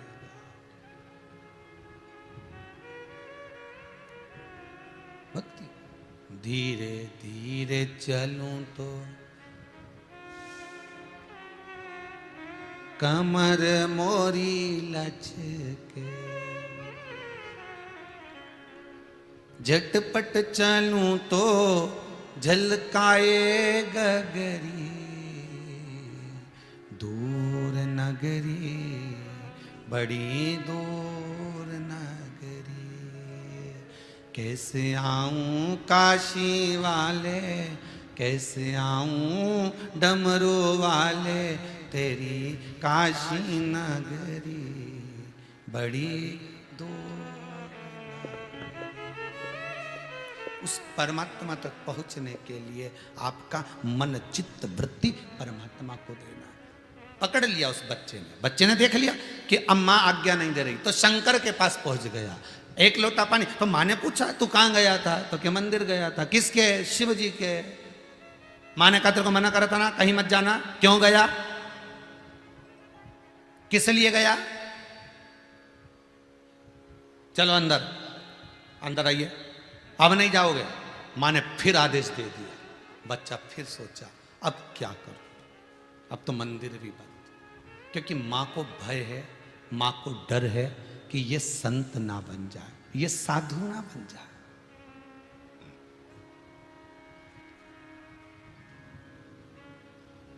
अब जिसका एक पुत्र और वो भी साधु बन जाए, जिसका एक पुत्र वो भी साधु बन जाए, तो माँ कहाँ जाएगी? उसका बुढ़ापे का क्या होगा? तो वो माँ अपना विचार मन में रखकर कि अगर ये साधु अब मंदिर नहीं जाएगा तो बिल्कुल अंदर चलो। माँ ने उसको डांट दिया, अंदर कर दिया। अब वो 8 साल का हो गया। आज माँ उसको लेकर नदी पर स्नान करने के लिए गई, और माँ जब स्नान करने के लिए नदी पर गई, बच्चा, माँ कपड़े धोने में लग गई और बच्चा पानी में जाकर खड़ा हो गया और इतने इतने पानी में पहुंच गया, और पहुंचने के बाद चिल्लाया, माँ बच्चा, ओ माँ बच्चा, माँ जल्दी बच्चा, माँ मेरा पाँव मगर ने पकड़ लिया है, माँ मेरा पाँव मगर ने पकड़ लिया है, माँ मुझे जल्दी बचा ले, माँ मेरा पाँव मगर ने पकड़ लिया। माँ घबरा गई, पत्थर फेंका, माँ छोड़ नहीं रहा, और माँ किसी को बुला। माँ ने आवाज लगाई, जितने लोग खेत में काम कर रहे थे, इधर उधर काम कर रहे थे, मछुआरे, सबको बुलाया, कोई जाओ मेरे बच्चे को मगर ने पकड़ लिया। कोई जाता नहीं, आवाज सुनकर कोई आता नहीं। मगर से कौन लड़ने के लिए जाए? उस मगर से कौन लड़ने के लिए जाएगा?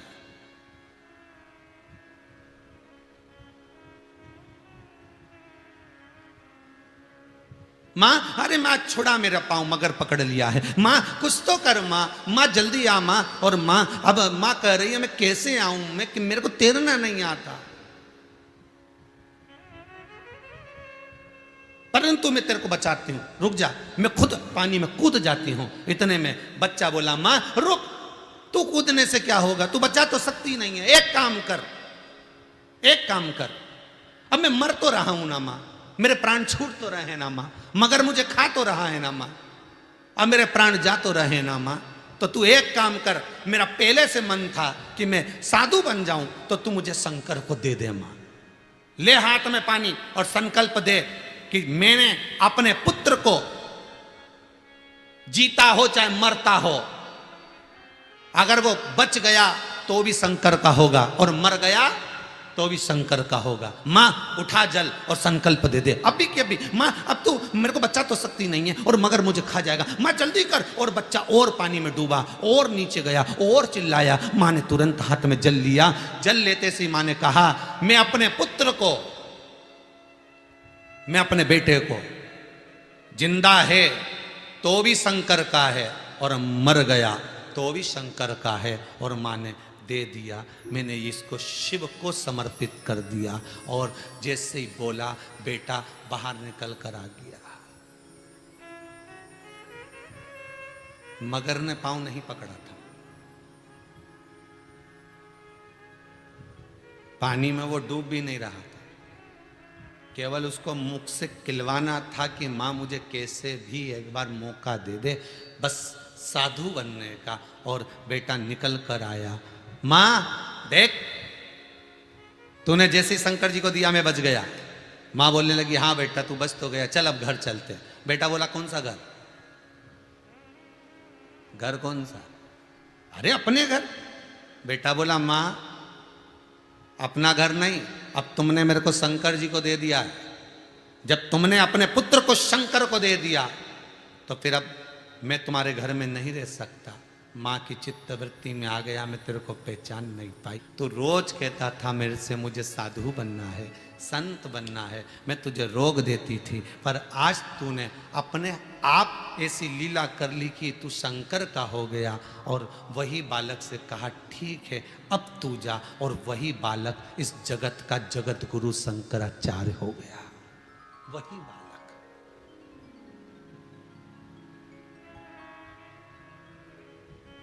वही बालक जगत का जगत गुरु शंकराचार्य। वही बालक जिसको भगवत भजन का रस लग जाता है ना, वो बचपन से ही भक्ति में डूबा रहता है। उसको देखकर लोग कहते पागल है, मंदिर चले जाता है। लोग उस पर हंसी उड़ाते, लोग उसको शब्दों की बाण करते, शब्दों पर शब्द करते।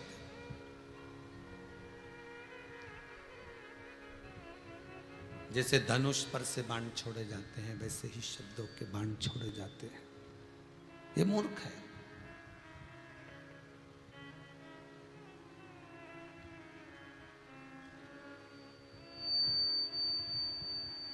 आप थोड़ा भजन करिए, दुनिया के लोग आपको भी कहेंगे इनके पास कोई काम नहीं है, ये तो मूर्ख है, पागल है, इनमें तो अकल नहीं है, बुद्धि नहीं, विवेक नहीं है।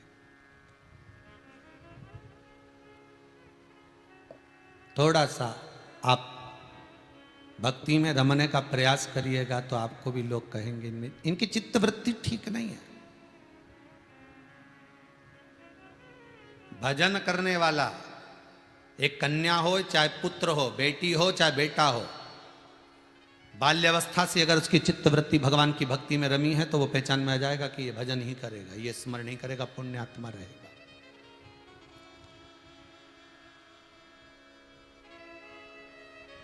पुण्यात्मा जीव को पहचानने में देरी नहीं लगती।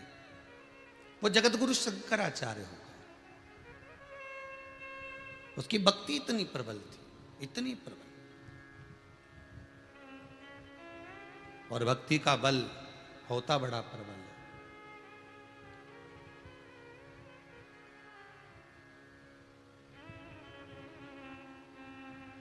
शिव पुराण कहती है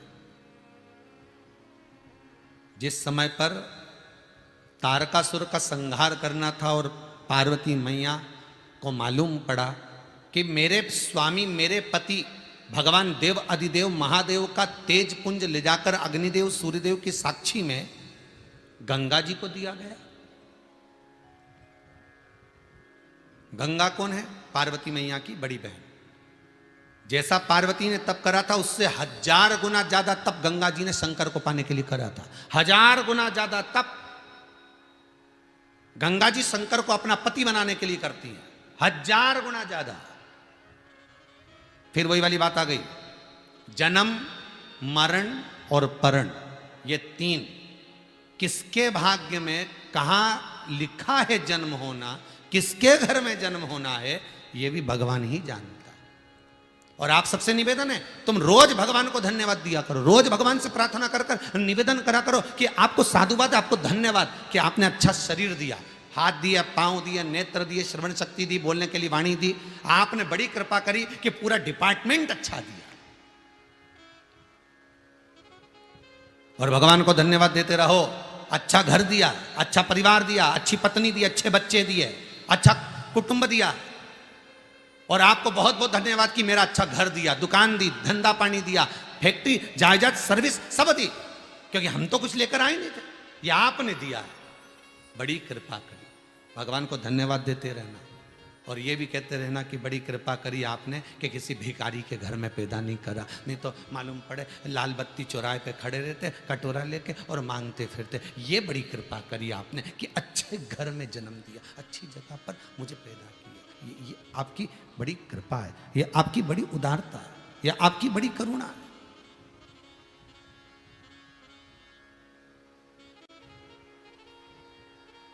कि अगर भोले बाबा का सहारा न होता तो दुनिया में कोई हमारा न होता। ये उसकी कृपा से मिला है।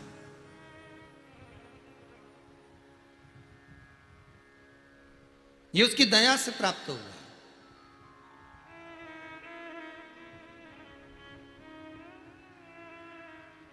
माता पार्वती जगत जननी जगदम्बा दुर्गा भवानी को मालूम पड़ा कि पति के तेज पुंज को ले जाकर गंगा जी को दिया गया।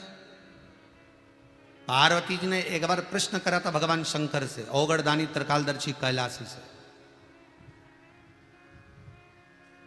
मुझे एक प्रश्न करना है आपसे।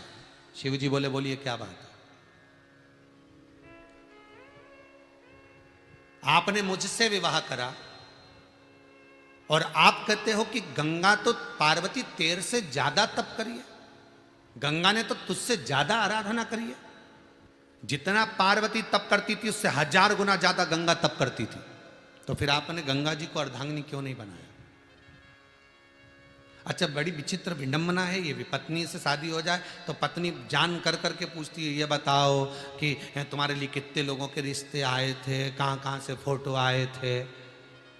और पति बेचारा एक आध बार मुख से बोल दे, हम गए थे एक बार वहाँ देखने के लिए, लड़की तो अच्छी थी, बस इतना निकल जाए मुंह से, फिर देखो तो उससे ही कर लेते, फिर हमसे काय को करा। जब तुम्हें वही अच्छी लग रही थी तो उससे कर लेते, फिर हमारा जीवन नरक क्यों करा तुमने? इसीलिए तो तुम्हारा मन घर में नहीं टिके, दिन भर दुकान पे बैठे रहते हो। अब पार्वती जी शिव जी से खिलवा रही है। यही प्रसंग जो आपके भीतर, आपके परिवार में, कुटुंब में, आपके मन में जो उपजता है, वही प्रश्न मां जगत जननी के मन में भी उपजा। और उन्होंने कह दिया, आप ये बताओ भोलेनाथ कि आप कहते हो कि पार्वती तेरे से ज्यादा तप तो गंगा ने करा, 1000 गुना ज्यादा साधना गंगा ने करी, 1000 गुना ज्यादा भक्ति गंगा ने करी, तो मुझे ये बताओ कि फिर तुमने गंगा से शादी क्यों नहीं करी? अब ये बताओ, ये झगड़ा का कारण नहीं हो सके?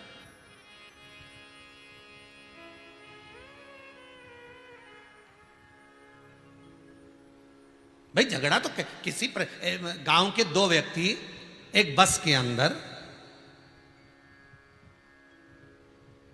दही लेकर बैठ गए। कितने व्यक्ति? अरे जम के तो बोलो। बस के अंदर 2 व्यक्ति दही लेकर बैठे और दही का डब्बा उनके पास में।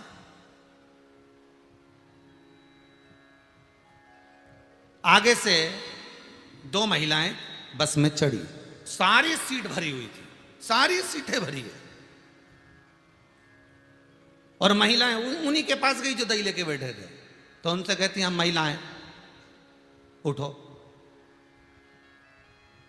हम महिलाएं उठो। यहां पर लिखा है महिलाएं, लिखा रहता ना बस के ऊपर महिलाएं बैठी, हम महिलाएं उठो। तो गांव के दोनों व्यक्ति बोले, हम भी दही लाएं। अगर तुम महिलाएं हो तो हम दही लाएं। अब समझने वाली बात है। अब वो क्या कर रहे हैं कि हम महिलाएं, परंतु उनके मुख से क्या निकल रहा है? हम महिलाएं उठो। तो इसमें से एक को गुस्सा गया, हम भी दही लाएं, ये लिखे डब्बा। अरे पत्नी दोनों खड़ी खड़ी बोली, हम महिलाएं। तो पास वाला बोला, हम भी दही लाएं। खड़े हो जाओ। तो क्या कैसे खड़े हो जाओ? बोला तुम मई लेके आ गई तो इसका मतलब तुम्हारे लिए हम खड़े हो जाए। अगर तुम महिलाएं हो तो हम दही लाएं। पत्नी इतने में महिलाएं फिर बोली, हम तुम्हारे हाथ जोड़ रहे हैं, हम महिलाएं। तो इतने में दोनों खड़े होकर बोले, हम भी दही लाएं। अरे हाथ जोड़े तुम्हारे, तुम कुछ भी लाए हो, परंतु हम महिलाएं तो क्या हम भी दही लाएं। अब दोनों झगड़ा करने पे लगा, दोनों झगड़ा।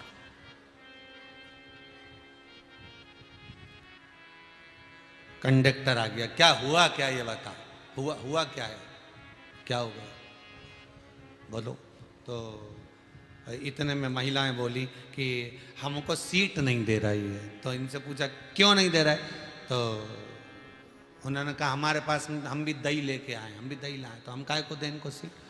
तो इतने में कंडक्टर बोला ये महिलाएं, तो क्या हम भी तो वही बोल रहे हैं, तो ये महिला ये तो हम भी तो दही लाए, हम सीट नहीं देंगे। झगड़ा चलता चलता चलता चलता ड्राइवर ने गाड़ी रोक दी, वो बेचारा आ गया।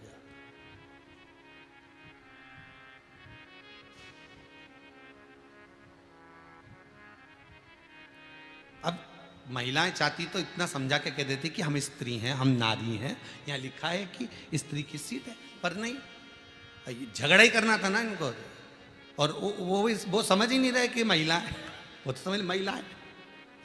अब इन दोनों को आगे वाली सीट पे बिठा दिया, कंडक्टर की जो सीट होती है ड्राइवर के पास वाली, कि आप दोनों जीजी यहाँ बैठ जा। अब वो दोनों बैठ गई, दोनों कहीं गांव की थी, दोनों जा रही थी, ये भी गांव के थे। अब जाते जाते वो बस के अंदर एक बड़ा सारा गियर होता है ऐसे ऐसे घुमाने वाला, तो ड्राइवर चलाता चलाता उसको गियर को, तो एक ने दूसरी से कहा बेचारा कब से तोड़ने का प्रयास कर रहा पर टूट ही नहीं रहा, भाई कमजोर है, भाई ऐसा दुबरा पतरा सा रखा है तो इससे कहीं टूटे। आपने कितना माखन खाया, एक बार मौका मिल जाए फिर अपन देख जरा सब तोड़ के। अब इनको क्या मालूम था कि वो गेयर है, वो तो हिला नहीं पड़ता ऐसे ऐसे ऐसे। अब इनको तो लगा कि तोड़ने में लगा है 2 घंटे से। इतने में आगे जाके गाड़ी पंचर हो गई।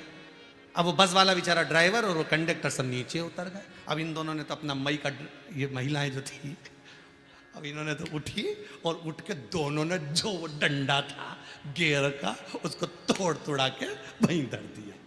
ये अब बड़ा खुश होएगा, देखना है आएगा तो। बेचारा कब से लगा था, देखो अपन कब से चले 50 किलोमीटर हो गया, और 50 किलोमीटर से यूं ही चूच करे और तो टूटे नहीं। अपन 1 मिनट की देरी नहीं करी, सब तोड़ के धर दिया। इतने में बेचारा वो नीचे से पंचर की सब कर कुरा के ऊपर आया, और ऊपर आया तो उसने देखा गेयर को क्या हो गया। इतने में दोनों सिर पे पल्लू लेके बोली तुम तो 2 घंटा से लगे थे उसको तोड़ने में, हमने 15 मिनट में तोड़ के धर दिया। ले 15 मिनट में। ड्राइवर ने चरण पकड़ लिए, महिला आयो तुम्हारे हाथ जोड़े, वो गियर था गाड़ी चलाने का।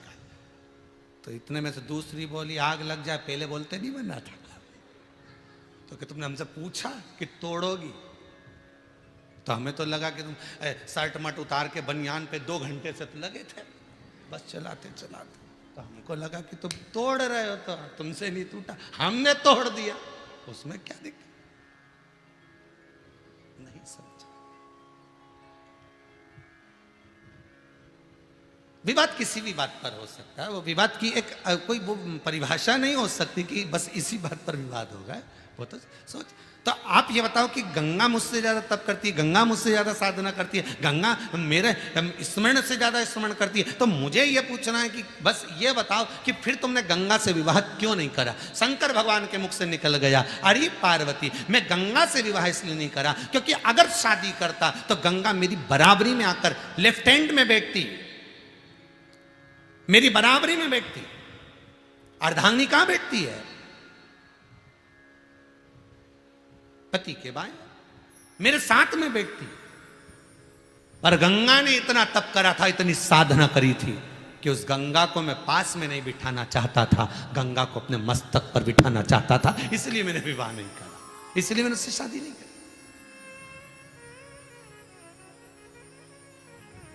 अरे जिसको आप आदर करते हो, जिसका आप सम्मान करते हो, जिसका आप आदर भाव रखते हो, उसको हमेशा अगर आप मस्तक पर बिठा कर रखते हो, उसके प्रति आपका सम्मान का भाव होना चाहिए।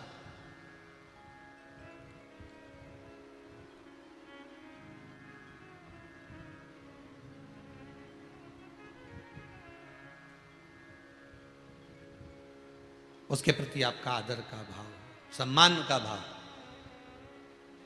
महाराज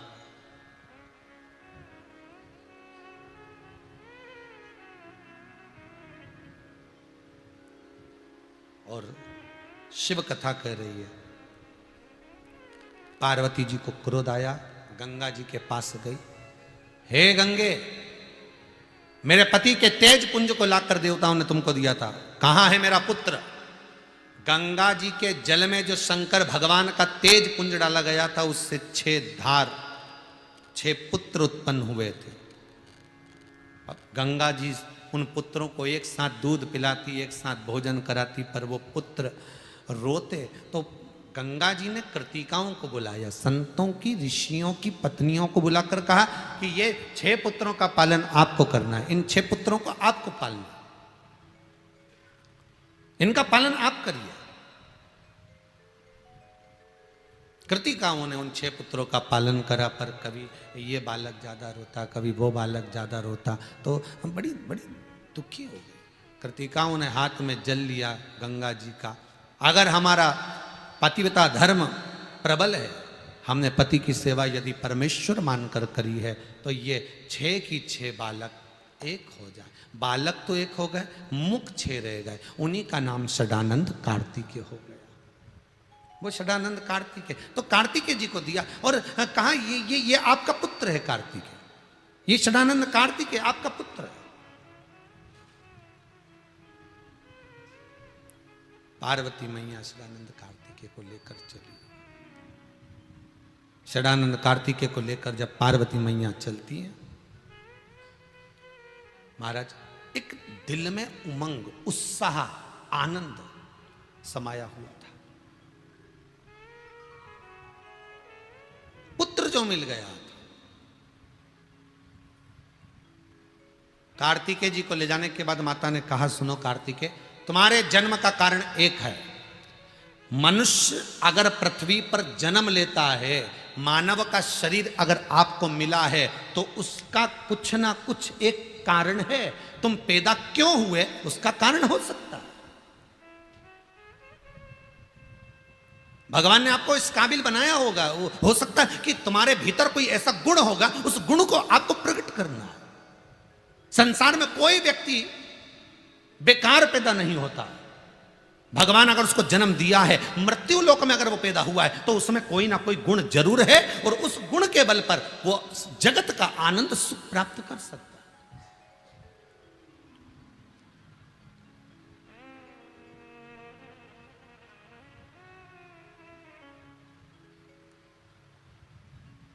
देने वाला बड़ा सोच समझ कर देता है, बहुत सोच समझ कर, पर देने में कमी नहीं रखता। वो पहले के समय में, आजकल तो ये बफेट होता है, तो बड़े बड़े धामे भर भर के रख दिए जाते हैं, गुलाब जामुन, दही बड़ा, कोपरा पाकी, मरती, भजिया, पकौड़ा, सब ऐसे भर भर के रख देते हैं। तो पहले के समय में तो वो नीचे जो पंगत लगती थी ना, बैठते थे लोग भोजन करने के लिए, तो वो बड़ा तसला लेके लोग उसमें खोपरा पाक, गुलाब जामुन लेकर चलते थे। अब गुलाब जामुन और खोपरा पाक लेके चलते थे, तो जहाँ जिस जगह से उठा के चलते थे ना परोसने के लिए, तो वहाँ पे व्यक्ति एक खड़ा रहता कि नहीं खड़ा, वो हमेशा कहता थोड़ा थोड़ा देना, जितना लगे उतना ही देना, झूठा नहीं छूटे, बच्चों को आधा देना, थोड़ा देना, बड़ों को ठीक देना, ज्यादा मत देना। जो परोसगारी करने वाला था वो तो उसको मालूम है कि कितना परोसना। अब परंतु जो जहां से लेकर चला है ना, वहां से वो कहकर भेजता है कि इतना देना, उतना देना। और आप तसला लेकर चले, खोपरा पाक सबको एक एक एक एक देते जाओ, और कहीं तुम्हारा पहचान वाला बैठा और उसने कहा तसला धरते यहीं रख दे, पूरी डलिया, पूरा तसला यहीं रख दे। तो बोलो ईमानदारी से, आप में से कितने लोग हैं जो तसला रख देंगे वहां पर? अरे बोलो तो, कोई रखेगा? क्या कहोगे? भैया देख, एक की जगह 2 दे दूंगा, 2 की जगह 3 दे दूंगा, पर तसला रखूंगा क्या? नहीं। एक काम करो, जितना खाना खाओ, हम अभी इधर से देते देते वापस आएंगे तुम्हारे पास, तब दे देंगे, और ले लेना, पर हम ये तसला मसला नहीं रखेंगे। और कोई आए कि पूड़ी का तसला लिया, नहीं तू तो पूरी पूड़ी यहीं रख दे, नहीं सब्जी की बाल्टी यहीं रख दे, तो कोई रखेगा? नहीं। तुम्हें जितना चाहिए हम दे देंगे, पर हम तसला नहीं रखेंगे। खोपरा पाक दूसरे का, गुलाब जामुन दूसरे की, नुक्ती दूसरे की, पूड़ी दूसरे की, बांट तुम रहे हो, उसके बाद भी तुम उतना दे रहे हो जितनी तुम्हारी मर्जी। और कोई कहने वाला कितना ही कहे कि हमको दो, नहीं दोगे, कोई के 8 दो तो नहीं दोगे, कोई के तसला ही रख दो तो नहीं रखोगे, पर तुम बस उतना ही दोगे कि जितना देना है। नहीं दोगे, भले कुछ भी हो जाए। हाँ, खुद के पहचान वाला होगा ना, खुद का पहचान वाला बैठा हो, बीआई जी साहब, सगा जी, बीआई जी, काका जी, मामा जी, फिर लो नहीं लो, तुम तो ले लो, तुम पूड़ी के नीचे छुपाई लो, खोपरा पाक के पूड़ी के नीचे धर लो, गुलाब जामुन के तुम तो ले आओ, और वो के देखे ना जा।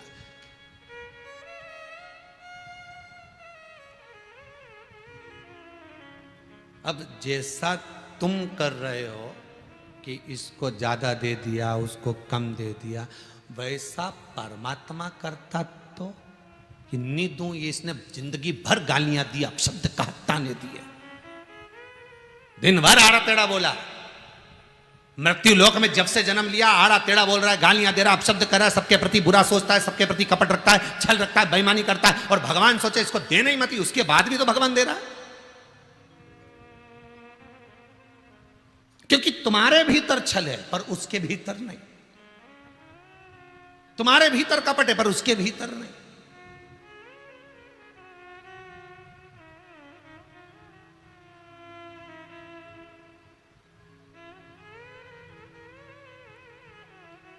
शंकर जी का एक नाम पशुपति नाथ पड़ गया, वही पशुपति नाथ का एक व्रत होता है, आपको पहले भी कहा, उस व्रत का विधान ध्यान रखना। कोई काम अगर आपका अटक रहा है, जॉब नहीं लग रही, सर्विस नहीं लग रही, नौकरी नहीं लग रही, व्यापार नहीं चल रहा, संबंध नहीं हो रहा, 50 काम आपके हैं जो कहीं पैसा अटक गया, नहीं आ रहा, तो एक बार जीवन में पशुपति नाथ का व्रत अवश्य करो। ये 5 सोमवार का होता है। कितने सोमवार का है? 5 सोमवार। इसकी कोई कथा नहीं, इसकी कोई कहानी नहीं।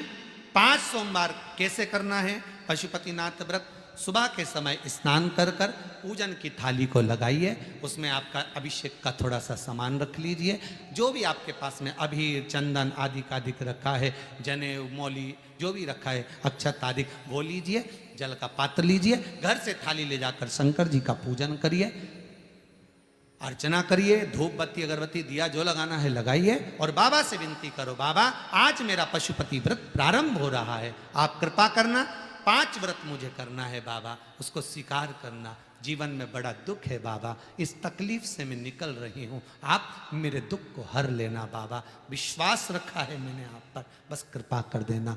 व्रत करना, वापिस आओ, थाली घर पर रख दो, उसको थाली को धोना नहीं, वही थाली शाम को फिर जाएगी पूजन की, उसमें 6 दिए रख कर जाएंगे घी के, मीठे का प्रसाद जाएगा, मिठाई कुछ भी बना लो, खीर हलवा तुम्हारी मर्जी पड़े वो बनाओ, बना कर ले जाओ। 3 हिस्से घर से कर कर मत ले जाना, मंदिर में जाइए, मंदिर में जाकर फिर वापस उसी थाली से पूजन करिए।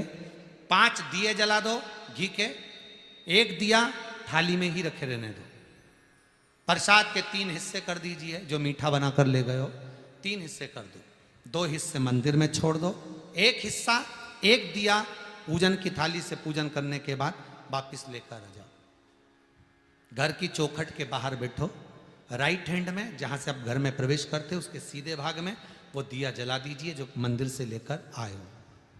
दिया जलाकर पूजन कर कर भगवान से प्रार्थना करो हमारा ये कार्य सफल हो जाए, जिस कार्य के लिए मैंने व्रत किया है, और घर के अंदर प्रवेश कर जाओ। सुबह के समय फलाहार करो, शाम के समय जब पूजन कर कर आ जाओ, घर में आने के बाद जो प्रसाद का 1 भाग लेकर आए हो, भोजन करने से पहले सबसे पहले उसको पाइए जो प्रसाद का भाग है, उसके बाद आप भोजन ग्रहण कर लीजिए, भोजन ग्रहण कर। ये पशुपति व्रत है, 5 सोमवार करो। कोई अर्चन न जाए तो अगले सोमवार को करो, परंतु अर्चन वाले दिन में व्रत जरूर रखना, भले मंदिर नहीं जाना, मंदिर जाओगे और दिया जलाओगे तब व्रत मान्य होगा, ठीक है बचता। और एक ही मंदिर में करना है, जैसे इस मंदिर में 5 दिए 3 दिन कर लिया, अगले मंदिर में 4 चौथा कर लिया, ऐसा नहीं होगा, एक ही मंदिर में एक ही डेली। इसका कोई उद्यापन नहीं, उद्यापन के लिए केवल एक कार्य, 5वें सोमवार को जब मंदिर जाओ, शंकर भगवान की पूजा अर्चना करो, 108 बेलपत्र, 1 श्रीफल, अगर बेलपत्र नहीं हो तो 108 चावल के दाने या 108 मूंग के दाने या 108 पुष्प, कुछ भी 108 वस्तु शिव जी को समर्पित करो, और 1 श्रीफल 11 रुपए रखकर बाबा को एक जनेऊ रखकर विनती कर कर श्रीफल बाबा के चरणों में रखकर आओ, अपनी कामना कर कर दिया वापस लेकर वही घर के दरवाजे पर लगाकर और आ जाइए। ये व्रत का उद्यापन हो गया। ना किसी को आपको भोजन कराना है, ना किसी को बुलाना है। शंकर हो, तुम हो और तुम्हारे विचार हो शिव के सामने, बाकी के किसी से मतलब। शंकर और आप हो, ओगड़ी मेरा शंभू और आप हो, बस बहुत। ये पशुपति, शिव जी का नाम पशुपतिनाथ। करो और दिल से करना, दिखावे से मत करना। फिर वही बात आ गई कि बरसाती मेंढक मत बनना। नवरात्रि आई तो चप्पल छोड़ दी, नवरात्रि आए तो हम तो ऐसे रहते, हम तो नवरात्रि है। अरे दिखावा क्यों करे, किससे के, दिल से कर। घर की मां को रिझा ले, जगदम्बा वैसी रिझ जाए। वैसे ही रेलवे स्टेशन पर प्याऊ लगा रहे और घर में पिताजी पानी मांग रहे तो नहीं दे रहा। क्या मतलब? केक काट रहे, गाड़ी के बोनट पे रखकर हैप्पी बर्थडे टू यू मना रहे रात के 11-12 बजे, और माँ बाप घर में पड़े इंतजार में कब आएगा, कहाँ चले गया, फोन तो लगा लो, कहाँ है, बस आ रहा हूँ, आधे घंटे में पहुंच रहा हूँ, बस आ रहा हूँ, 15 मिनट में पहुंच रहा हूँ। वही केक जो तूने गाड़ी के बोनट पर रोड पर काटा, रोड पर किसका केक कटता मालूम है? जिसका कोई नहीं होता। गाड़ी के बोनट पर जो तूने केक काटा वो घर में अपने माँ बाप की साक्षी में दिया लगाकर केक काटता। और मित्रों को भी चाहिए कि मां एकांत में केक काटने गए, रोड पर केक काटने गए, क्या उसके माँ बाप नहीं है? मित्रों को चाहिए ये बात कि मित्र अपने मित्र को समझाए। अच्छे मित्रों की जरूरत यहां पड़ती है कि अपने मित्र को समझा, चल हम आ रहे हैं, आंटी अंकल के पास बैठेंगे, केक काटेंगे, काका काकी के पास बैठ के केक कटवाएंगे, मम्मी पापा है ना तेरे वहां पर, हम उनके सामने के, क्योंकि उनको प्रसन्नता होगी कि हमने पैदा करा इस औलाद को जिसके इतने अच्छे मित्र हैं। पर जिसके लायक नहीं नालायक मित्र होते हैं तो सोचना पड़ता है कि रोड पे केक कटवा दो। क्या करें उसका?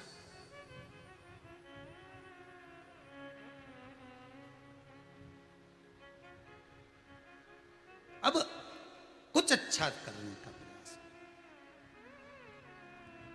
माता पिता हैं, घर में भूखे बैठे हैं और जगत को भोज कराओ तो उसका कोई सुख नहीं। फिर वही वाली बात आ गई महाराज, कभी प्यासे को पानी। बोलो जरा जम के बोलो, जितने टीवी के सामने बैठे हो जरा अच्छे से बोलो, एक लाइन आप भी बोल लो। कभी प्यासे को पानी पिलाया नहीं, बाद अमृत पिलाने से क्या फायदा। जीते बाप को रोटी खिलाई नहीं, मरने के बाद कंडे पे घी शक्कर छोड़ने से क्या फायदा। लाभ है क्या?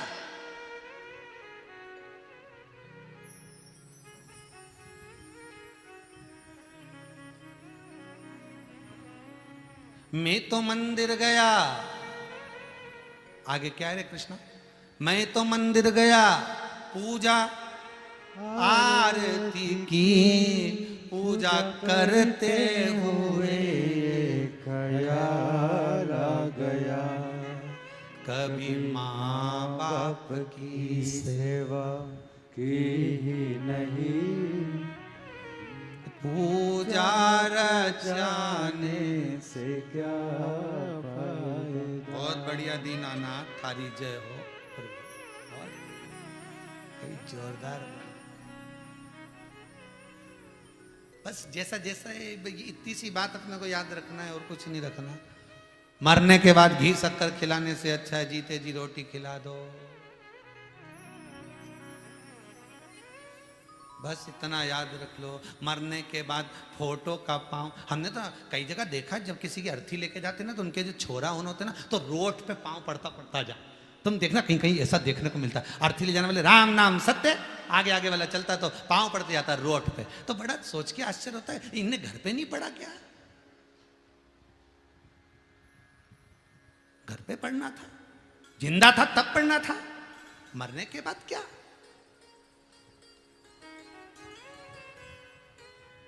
क्या सत्कर्म करते चलो, और वो सत्कर्म अपना है, वो अपना है। करो चित्तवृत्ति से, करो मन से, करो दिल से, करो हृदय से, उसका सुख ही दूसरा। शिव महापुराण की कथा कहती है, भगवान शंकर का नाम पशुपतिनाथ पड़ गया। ढेरों देवताओं को, 33 कोटि देवताओं को पशु बनाकर जो लेकर आए थे, सारे देवता भगवान शंकर का जय घोष करते हैं, बोल पशुपतिनाथ भगवान की। भगवान शिव का जय घोष करा, हे पशुपतिनाथ, हे पशुपतिनाथ, कृपा करिए, कृपा करिए, कृपा करिए। शंकर भगवान ने पूछा क्या चाहते हो, बोलो। तब देवताओं ने कहा, प्रभु एक कृपा करिए, मंदिर में आपका जहां शिवलिंग विराजमान होगा वहां नंदी विराजमान होगा, ये तो पक्का है क्योंकि आपका गण है। भगवान बोले हाँ, घर में शंकर का शिवलिंग विराजमान हो तो ना वहां नंदी भले ना रहे, जो घर में रहने वाला मनुष्य है वो 33 कोटि देवता जैसा रहे, जैसे आपने हमारा कल्याण करा। जब वो आपके सामने दंडवत करे, प्रणाम करे, आप यही समझना कि 33 कोटि देवता जैसे पशु बने थे और आपने उनका कल्याण करा था, वैसे ही उस घर में रहने वाले जीव का भी आप कल्याण कर देना। इसलिए घर के अंदर नंदी की इतनी जरूरत नहीं पड़ती शिवलिंग के साथ में। शिवलिंग अकेला भी है ना तो काम करेगा, नंदी की इतनी जरूरत नहीं, क्योंकि आप स्वयं नंदी हैं, आप स्वयं भगवान के गण हैं, आप स्वयं शिव के उपासक, आप स्वयं शंकर की आराधना करने वाले। अपने चित्तवृत्ति से, अपने मन से, अपने हृदय से भगवान के आगे झुक प्रणाम कर। जगदम्बा को दुर्वा नहीं चढ़ती, क्यों नहीं चढ़ती, उसका कारण कल की कथा में श्रवण करेंगे। हर हर महादेव, हर हर महादेव, हर